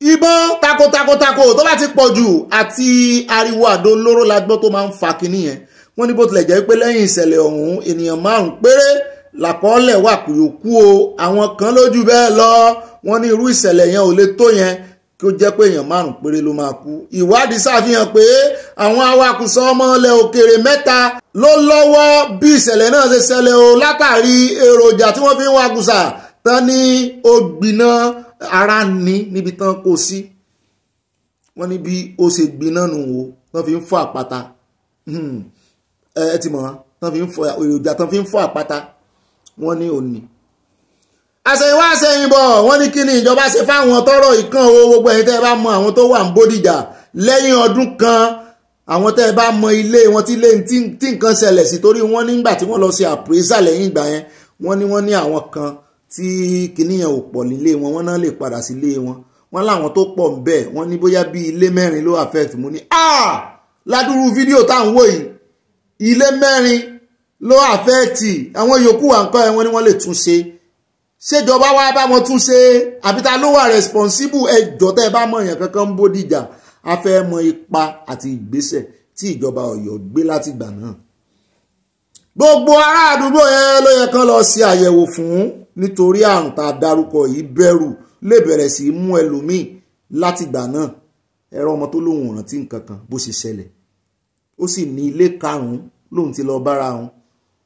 Ṣùgbọ́n bẹ́ẹ̀ gẹ́gẹ́ bá a ṣe gbọ́ náà wọ́n ní lọ́jọ́ tó ṣẹlẹ̀ wọ́n ní ọ̀pọ̀lọpọ̀ àwọn ará àdúgbò yẹn wọ́n ní mi lọ ṣọ́ọ̀ṣì irú bàbá ọmọ tá à ń sọ yìí wọ́n náà lọ ṣọ́ọ̀ṣì ni pé wọ́n wá pèpè kàn wọ́n ti wà lé nǹkan kan ṣẹlẹ̀ ní Bódìjà ó ṣẹlẹ̀ ládùúgbò bóyá torí ẹ̀ ní casualty ò sì pọ̀.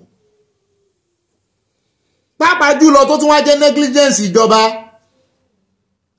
kì í ṣe negligence ìjọba ni bó náà kí náà ìṣèjọba wo náà ń ṣe tán fi mọ̀ wípé àwọn kan wọ́n illegally kó tí wọ́n fi ń fọ́ àpáta sáàrin ìlú.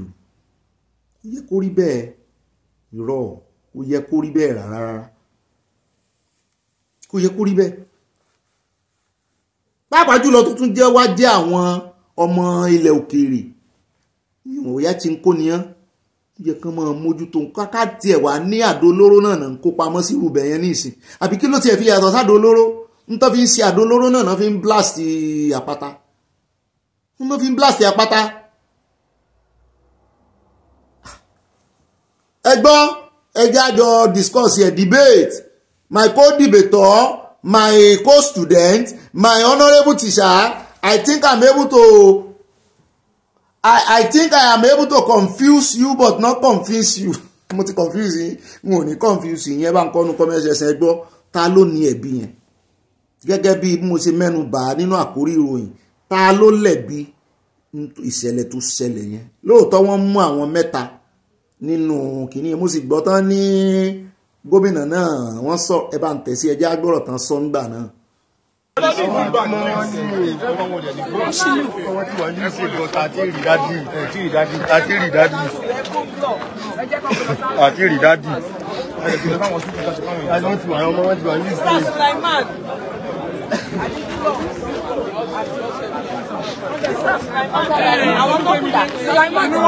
ẹlẹ́yàn bíbá yà bí.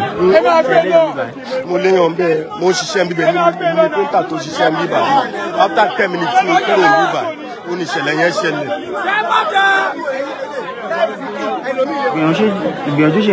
Ó máa ṣe o wọn rí dádì àwọn ọmọ tán rí náà wọ́n ní wọ́n ti gbé wọn lọ UCH òun lẹ́ ń gbọ́ lẹ́nu arákùnrin yìí ẹni tí orí kó yọ tí ẹlẹ́dàá tó dóòlà ẹ̀mí rẹ̀ torí òun gan ó ní bricklayer lòun òun sì kú òun bẹ́ẹ̀ òun kò ju ìṣẹ́jú mẹ́wàá lọ ní ìṣẹ̀lẹ̀ yẹn ṣẹlẹ̀. mọ́tò ọmọ ló wà lókè yẹn command lọmọ wọn lọ id.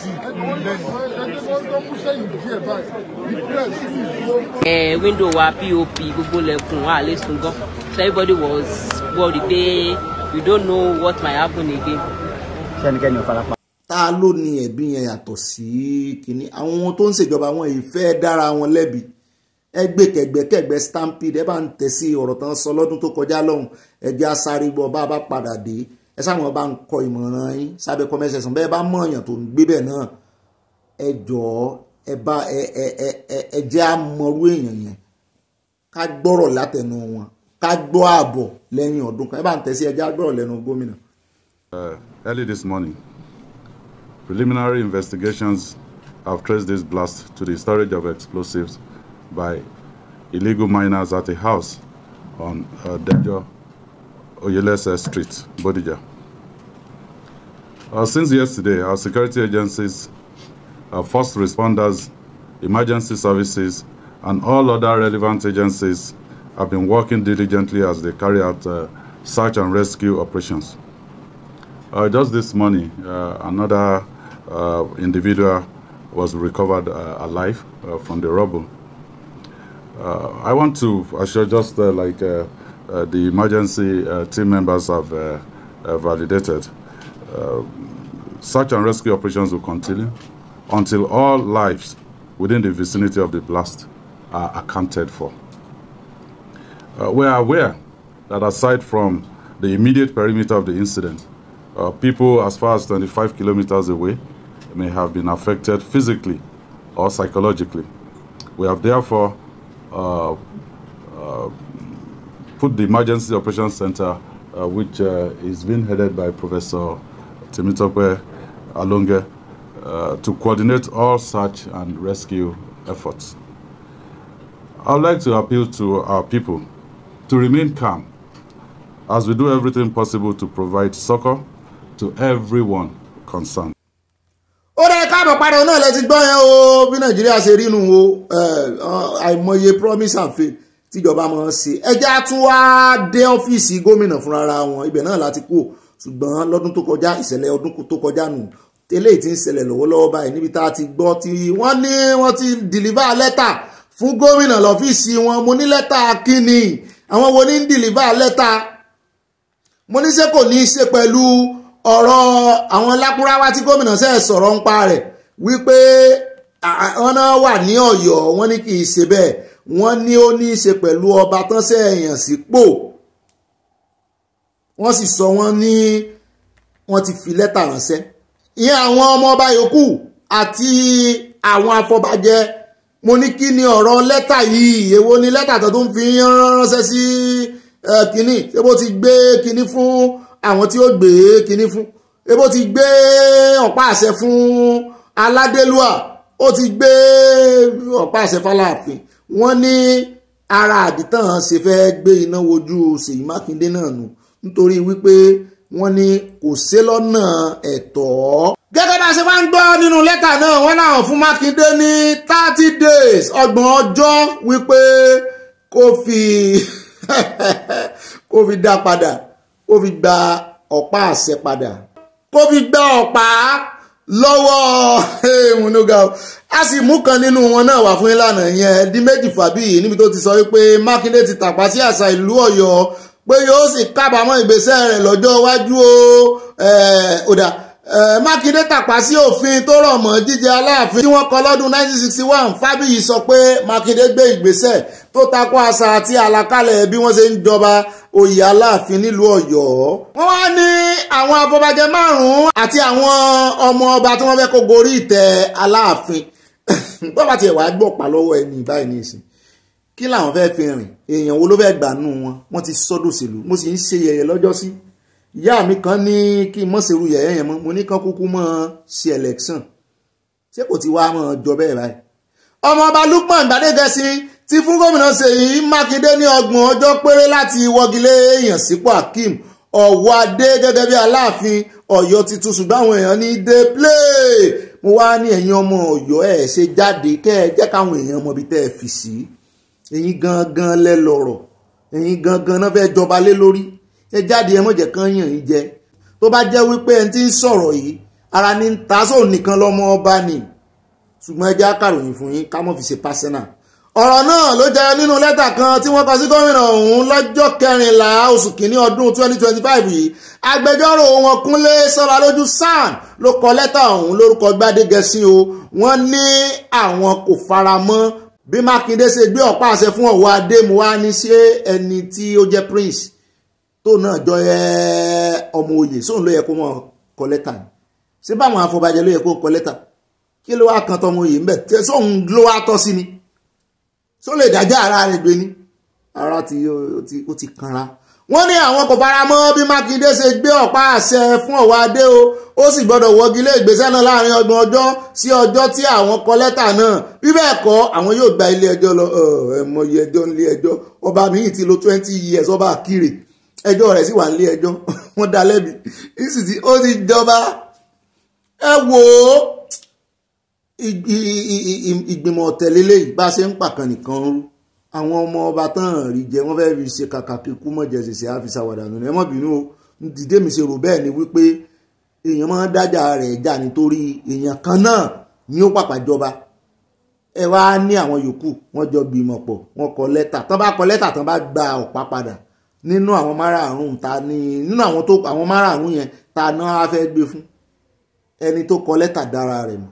àwọn afọbajẹ ọ̀hún tún kìlọ̀ fún Mákindé nínú lẹ́tà míì pé ó dẹ́kun àti máa ba orúkọ àwọn jẹ́ ẹ̀sùn pé àwọn gba rìbá wọ́n ní kán mú ẹ̀rí jáde àti sàn yẹn lánàá àfẹ́ pẹ́ lórí ẹ̀mọ́ wọ́n ní kán mú ẹ̀rí jáde àwa náà retí ẹ̀rí torí Mákindé ti sọ pé kò tó dárí jiyàn kán rè ìfẹnugbolẹ̀ lọ́dọ̀ Aláàfin sì ti yàtọ̀ sí tànà wọ́n ní ẹ̀ ń bá fojú àná wò pé ẹbọrọ ó bọ lásán wọ́n bá fojú àná wo ọwọ́ adé Aláàfin nù bá a ṣe ń sọ̀rọ̀ yìí wọ́n kàn á lọ já ọ̀pá gbà lọ́wọ́ Aláàfin àwọn ọmọ Ọ̀yọ́ kan ló kàn wá ń sá Seyi Makinde ń gbẹ́rẹ́ papọ̀ pé tó bá nífẹ̀ẹ́ ara rẹ̀ tí ò sì fẹ́ ti bàbá ọwọ́ adé tí ò fẹ́ tí wọ́n sọ́wọ́ ayé wípé kán gbé òfin kalẹ̀ o kán ṣe òfin tí ò ní jẹ́ kọ́rọ̀ dàbí ọ̀rọ̀ Kánò olódà. Ó dáa báyìí Kánò náà làwa ń lọ ẹja kò bí ẹja sáré dé Kánò lọ́dọ̀ ẹ̀mí àwọn ìyẹn Lamido Sanusi wọ́n ṣe ìdájọ́ tiẹ̀ náà ni torí wọn àti Bayero tán jọ fojú ara wọn ọba méjì ó jẹ ọba méjì jẹ ní Kánò kan tó wá yanjú ẹ̀ báyìí òun sáà ló jámọ́ lọ́wọ́ ọ̀rọ̀ náà ló sì sọ tán fi yọ nípò lọ́jọ́ sí ó tún ti bẹ̀rẹ̀ ọ̀rọ̀ báyìí ààrẹ Tinubu àti ìjọba wọn ni wá ń tẹnu bà àwọn èèyàn wá ní ọ̀rọ̀ tó sọ ò tí ì pọ̀jù náà mú níṣẹ́ ti gbọ́ ni ó dẹ̀ bá ń tẹ̀sí ẹjẹ́ asáré gbọ́ bá a bá dé a wà sọ̀rọ̀ lé lórí. To be honest, I can stand here today and I can give a few points that are contrary, a few points that explain perhaps what we're going through and how it was totally predictable, most of it, and maybe avoidable. But I'm not going to do that. I've chosen not to speak about the economy and the reforms, or to even explain anything, because if I explain, it would help this government, and I don't want to help the government. I don't want to help this government. You know, they're my friends. If they don't behave like friends, I don't behave like a friend. So I watch them being stewed, and they don't even have people with credibility who can come and explain what they're doing. But I'm not going to help. I started out helping, but I'm not going to help. I'm not going to discuss it. Let them come and explain to Nigerians why the policies that are being pursued are being pursued. And meanwhile, I'm watching a very nice movie with popcorn in my hands. I'm watching them stew. But I will say one thing. What we are going through today is at least in part, not totally, at least in part, a necessary consequence of decades of irresponsible economic management. Ó náà yẹ sí bọ́lá ẹnu Sanusi wo ó ní wá mú un lọ́rẹ̀ẹ́ ọ̀rẹ́ lòun sí ìjọba yìí ó ní ṣùgbọ́n tán bá mú un lọ́rẹ̀ẹ́ lòun ó sọ̀rọ̀ fún wọn ó ní ṣùgbọ́n tán bá mú un lọ́rẹ̀ẹ́ òun ò ní sọ̀rọ̀ ó sì ní òun ò ṣetán láti lẹ́tọ̀ wọn ó lóun ò ní fi ọ̀nà àbáyọ hàn wọ́n bí ẹni pé wọ́n béèrè ọ̀nà àbáyọ lọ́wọ́ rẹ̀ ṣùgbọ́n kò ṣeé fọwọ́ rọ́ sẹ́yìn toró náà tó bá ń sọ̀rọ̀ nípa ẹkọ́nọ́mì àwọn onímọ̀ nípa ẹkọ́nọ́mì ó ti jẹ́ CBN gọ́vnọ̀ rí ọ̀mọ̀wé ni ó tún ti gba professorship wọ́n nínú ilé ló ti kọ́ báyìí ọjọ́ tó kọ́ amúfọ́nrán ẹ̀wà fún yín ó ti gba PhD ní yunifásitì kan ní ṣé US àbí UK ní ìkànnù méjèèjì wọ́n lẹ́ẹ̀kan tó kọ́ náà ní lecturer ẹ̀ sọ̀rọ̀ ó fi testimony sí a sì rí bó ṣe ń kọ́ amúfọ́nrán ẹ̀wà ó mọ̀wé ó mọ gbogbo àlùdé àpàdé ọrọ̀ ajé ó ní nǹkan kékeré ó ní kọ́kọ́rọ́ kékeré báyìí ló ṣílẹ̀kùn ó ní fìrìmọ̀ ṣílẹ̀kùn ó ní gbogbo àwọn tó ń bá ààrẹ Tinubu ṣèjọba yìí ó ní wọn ní credibility ó ní wọn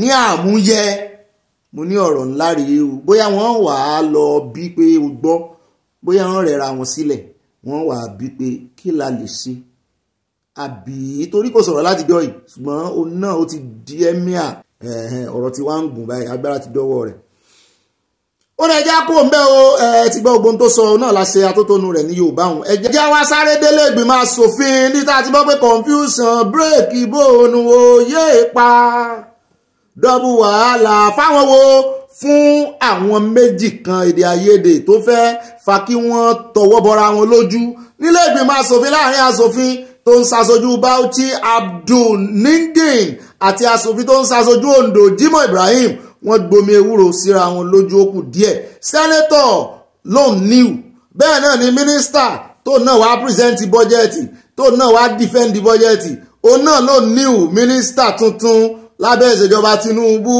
wọ́n ní wọn mọ ìtumọ̀ renewed housing scheme tó gbé lọ síwájú ilé ìgbìmọ̀ asòfin ó lóun ṣẹ̀ṣẹ̀ dé sọ́fíìsì ní kán là ń lọ́yẹ̀ mo ní dìrẹ́tọ̀ rẹ̀ dà ó pé dìrẹ́tọ̀ náà wọ́n ń ṣẹ́jú bíi bèbí ńbẹ̀ ni o mo ló mọ̀ ga o àmú fọ́nrán rẹ̀ wá fún yín ní ìṣẹ́ bá ń tẹ̀sí ilé agbára ẹjẹ́ àwò bó ṣe lọ gbogbo bí ìjà ti fẹ́ ṣẹlẹ̀ láàrin wọn. a bá padà dé bí atótónu bá ṣe é ṣe bó bá sì sàárín ẹ̀ náà láṣẹ sí àṣìṣe ẹ bá ń ṣẹ́sí ilé agbára àròjọ́ musolókun.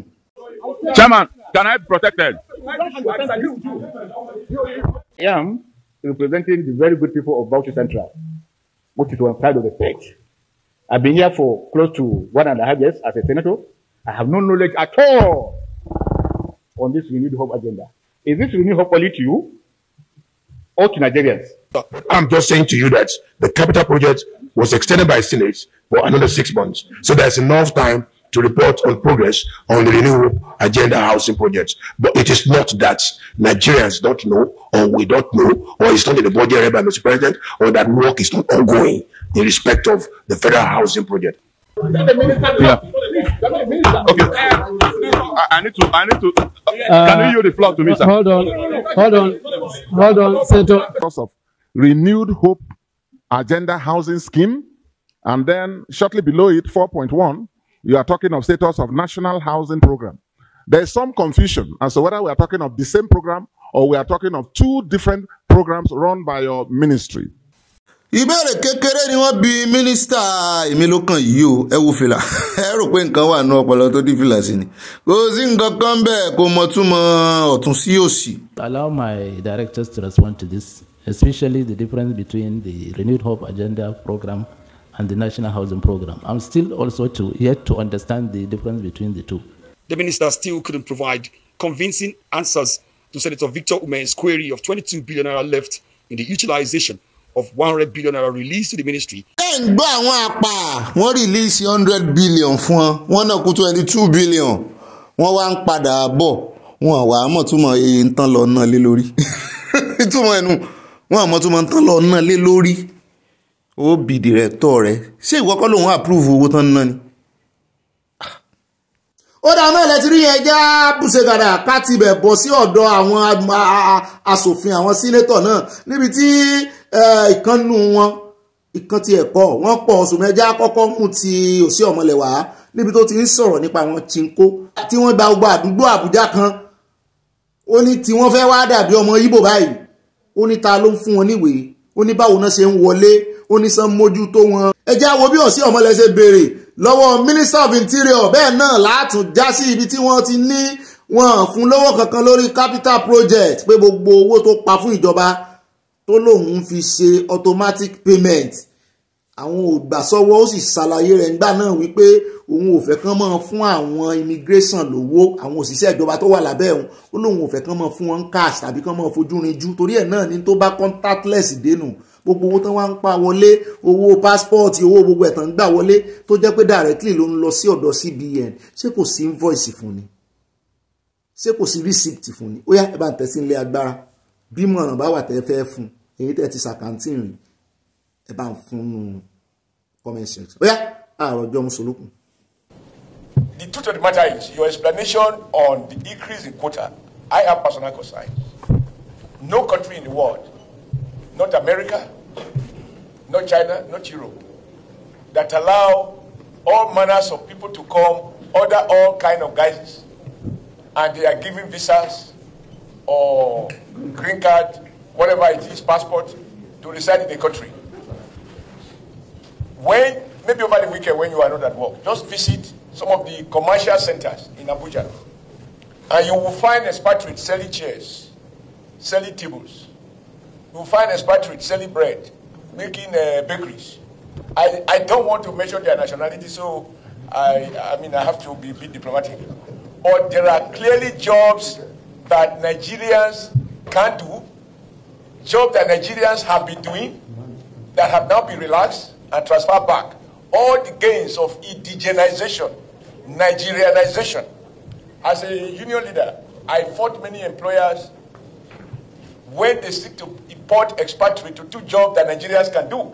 Ọ̀gá ọ̀sẹ̀ ọmọlẹ̀ ọkàn make sense díẹ̀ ní jàre ibi tó wá wà ipò tó wà ní ìsìn ó tún lè jà jù bẹ́ẹ̀ lọ ó jà ńgbà náà lóòótọ́ ṣùgbọ́n ipò tó wà ní ìsìn ó tún lè jà jù bẹ́ẹ̀ lọ indigenization kìíní kan modernization ẹ̀yin gan ẹ̀ lágbára ẹ̀ láti ṣe ni ebe ilẹ̀ ń wá investor ebe ilẹ̀ ń wá kí wọ́n kó wá sínú Nàìjíríà ṣùgbọ́n ó make sense díẹ̀ bẹ́ẹ̀ náà làwọn apá kan ó mẹ́hẹ̀ ibi tó ti make sense èmi náà ti ń wọ opportunity àti sọ̀rọ̀ ìtẹ́lẹ̀ lórí ọ̀rọ̀ indigenization wọ́n yan àwọn ọmọ Nàìjíríà jẹ pàápàá jùlọ àwọn expatriate ẹ mọ̀ rí wọn tán mọ̀ kó wọn wá bẹ́ẹ̀ bá dé iléeṣẹ́ táwọn Chinese ti ń ṣiṣẹ́ wọ́n ní mí nú wọn ẹ bá sì dé ìlú wọn kò kàwé kò ka nǹkan kan wọ́n débò ìmí nú wọn ló ń gba 2 million lóṣù ní Nàìjíríà ní company wọn ní àìmọye wọn Kòròdú wọ́n ní mí ń gba 2 million lóṣù tọmọ Nàìjíríà sì ń gba 50,000 níbẹ̀ tó sì jóun ló pọ̀nlé tó jẹ́ pé gbogbo sẹ́tàn ń ṣe gan-an bí ọ̀gá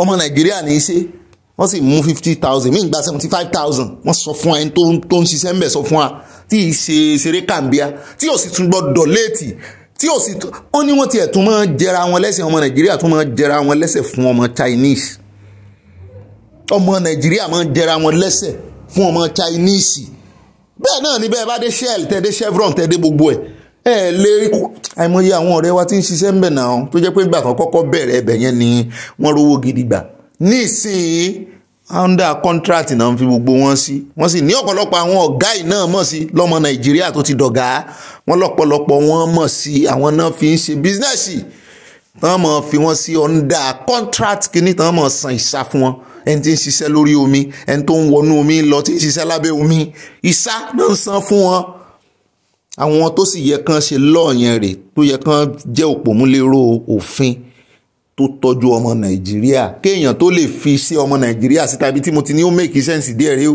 kéèyàn tó lè fi sí ọmọ Nàìjíríà síta ó ti gbà wípé ọmọ Nàìjíríà ò lè ṣe iṣẹ́ yẹn bẹ́ẹ̀ náà ṣe ń lo òyìnbó ń bí gbogbo àwọn iṣẹ́ pé tán ń invite ọmọ Nàìjíríà kan máa ṣe pàápàá jùlọ gbogbo àwọn awátọ́jú arúgbó àti ṣe gbogbo èèyàn ọ̀pọ̀lọpọ̀ wọ́n ti gba certificate kan tó pe àwọn èèyàn láti ta wọ́n sì ti fi vacancy síta wọ́n ti rí dájú wípé kò sí ọmọ àwọn tó fẹ́ ṣe iṣẹ́ yẹn náà ṣe ń fi àwọn àlejò sí ẹ jẹ́ wá gbọ́rọ̀ díẹ̀ sí i níwájú torí kì í ṣe question nìkan náà bí òótọ́ ọ̀rọ̀ ní bá ṣe pàkíyèsí ẹ̀ sí ṣùgbọ́n iṣẹ́ ti pọ̀jù lórí arákùnrin pàápàá jùlọ nìkan ẹ̀ka mẹ́ta ní ministry ẹ̀ immigration wà ń bẹ̀ àwọn ẹlẹ́wọ̀n wà ń bẹ̀ bẹ́ẹ̀ náà ni civil defence wà ń bẹ̀ wọ́n tún bí lórí ọ̀rọ̀ wípé kí ló dé tàn sí fún lówó pé kó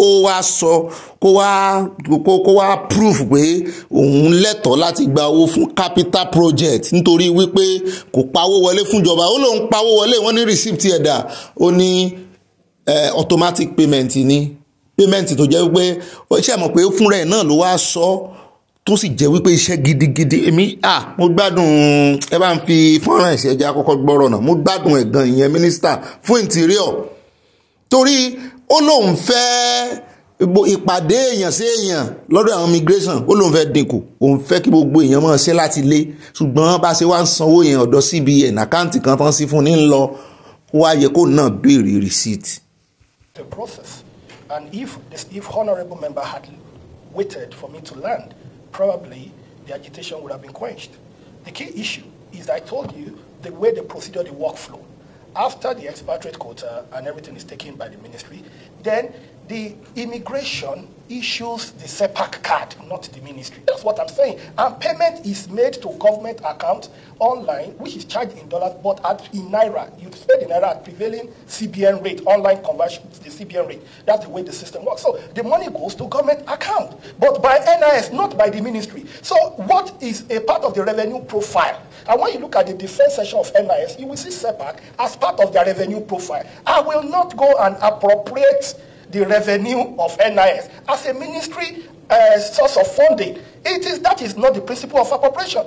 That was not what we were taught in this chamber, and I will not pretend over such an activity. So it is when it comes to NIS funding, what we call budget, you look at the profile there, SEPAC is there. It's just like you're asking me why is passport not in my profile. I cannot put passport. I don't issue passport. It's clear. Then on your question on what you raised, Your Excellency, let me say this. And as I said, I want to plead that one of these days when Your Excellency is free, there's a lot to really talk about, not in an executive session. But in an executive session that has to, because I'm being very choosy and I'm being very picky in terms of information that I drop. We cannot solve, we can't solve national security. We can't solve the problem of unemployment. We cannot solve the problem of even deprivations if we do not solve the problem of migration management, which is immigration. And these are not issues that we'll talk about in public. When we speak about these people, the problem is oftentimes we try to solve compound problems by solving them in silos. We cannot provide a solution in silo to a compound problem. 90%, I want to tell you, sir, a lot of the people that you spoke about, they do not have permits. A lot of them do not even have this document. And that is the essence of the automation process that we are doing. Because I'll give you an example. When you go to Singapore, when you go to any country in the world, the effective border control management is the basis of of your whole migration management. I'll give you an example. When somebody is coming into Nigeria, it's part of the solution we are deploying now, free of charge. I mean, it's not government fund. We're doing it. When somebody is coming into Nigeria, how do you even confirm and ensure that the person is not even coming through a fake visa? Something as simple as that. That's number one. Number two, we inherited a system. We inherited a system whereby we had two visa regimes. I don't know of any country that runs dual visa regimes. There is what we call the manual and the bow visa here and there. So even when you go to a country, just like our passport, it's now that we now have just one series now, starting from this January. It's what we've been doing over the last 80 years. And immigration, that's why Nigerians are treated with disrespect. Sometimes at foreign border posts, you can't go into America, somebody in front of you who is a Nigerian gives a passport. The immigration officer looks at it, sees there's a Nigerian passport, he lets you go. The next person that comes, bring another type of passport, because we're having the A series and the B series, two different passport regimes for a country when we know that passport is a symbol of sovereignty. It has to be uniform. So a lot of these things, in Nigeria when you come, a lot of people don't even fill landing card, because where else do you go to that they still give you paper landing card in this era? That is not even capturing your biometric, it's not even comparing the biometric feature to your feature that you gave in your visa application, so that to be sure that before you are boarded, before any airline, because once there is a procedure and a protocol by a country, airlines are bound to obey. So you don't even leave your country if you don't pass through the right channel. So there are a lot of these automation processes. So these were things we inherited, and we have built the infrastructure, we are building on it, but I'm just talking, half and half on this. When there's an executive session, I will be able to open up the entire structure of what we are trying to do and what we have done and where we are going to. Thank you, sir. ẹ ń bá gbọ́rọ̀ tí ń sọ gan ẹ ti mọ̀ pé kò kàwé kò sì há orí ó mọ tí ń sọ ó mọ ti fún tẹ̀dọ̀ tí ń sọ gangan ó sì yé yékéyéké bí ó ṣe ṣiṣẹ́ a sì ń rí result ẹ̀ lára gbogbo àwọn mínísítà wọ́n kàn ń pariwo wíkè eléyìí mi rí o òun àti Tìjàní lóòótọ́ young kìíní ni wọ́n ṣùgbọ́n wọ́n ń ṣiṣẹ́ a sì rí iṣẹ́ wọn lọ́rọ̀ kan ẹjẹ́ wa wo advice tán fún lórí ọ̀rọ̀ owó nítorí NIS yẹn Nigeria Immigration Service automation payment ní gbogbo wọn ń ṣe ní ìsìn ṣùgbọ́n ó yẹ kàn náà lè béèrè fún receipt bọ́n bá tiẹ̀ sí lè sọ̀rọ̀ lórí ẹ̀ àwọn director àwọn ẹ̀ka àjọ mẹ́tẹ̀ẹ̀ta tó wà lábẹ́ rẹ̀ ó yẹ kó lè ní ó dá gbogbo automation tí wọ́n ń sanwó wọlé sí kíjọba print ẹ̀ jáde afẹ́rẹ́ present ẹ̀ láì jẹ́ bẹ́ẹ̀ wọ́n ní fún alówó n tó yẹ kó ṣe nù wọ́n sì advice ẹ̀ ẹjá sáré gbọ́rọ̀ lẹ́nu senator ká tó kù ń bẹ̀ àròjọ́ musolókun. We had a senator who was one of us. He's now more minister than a senator. So he's more about character. It's nothing to, yeah. But it goes without saying that you'll be in the house gives you a deeper insight into why we want to find out how you spend your budget. But I think even coming from the members, we want to congratulate you for what you've done in 2024. And you were a lot younger in 2024 than you are going to be in 2025. But I hope your energy will still be there and your experience will be much, much deeper. So now we thank you for your presentation. I believe we are satisfied with your explanation. If there are more questions, like you said, after this budget season, we can have a special session to discuss those issues with all cameras shut out. And trusting that we too will keep what is meant to be state secret as state secret. So now we go to, this is my last comment.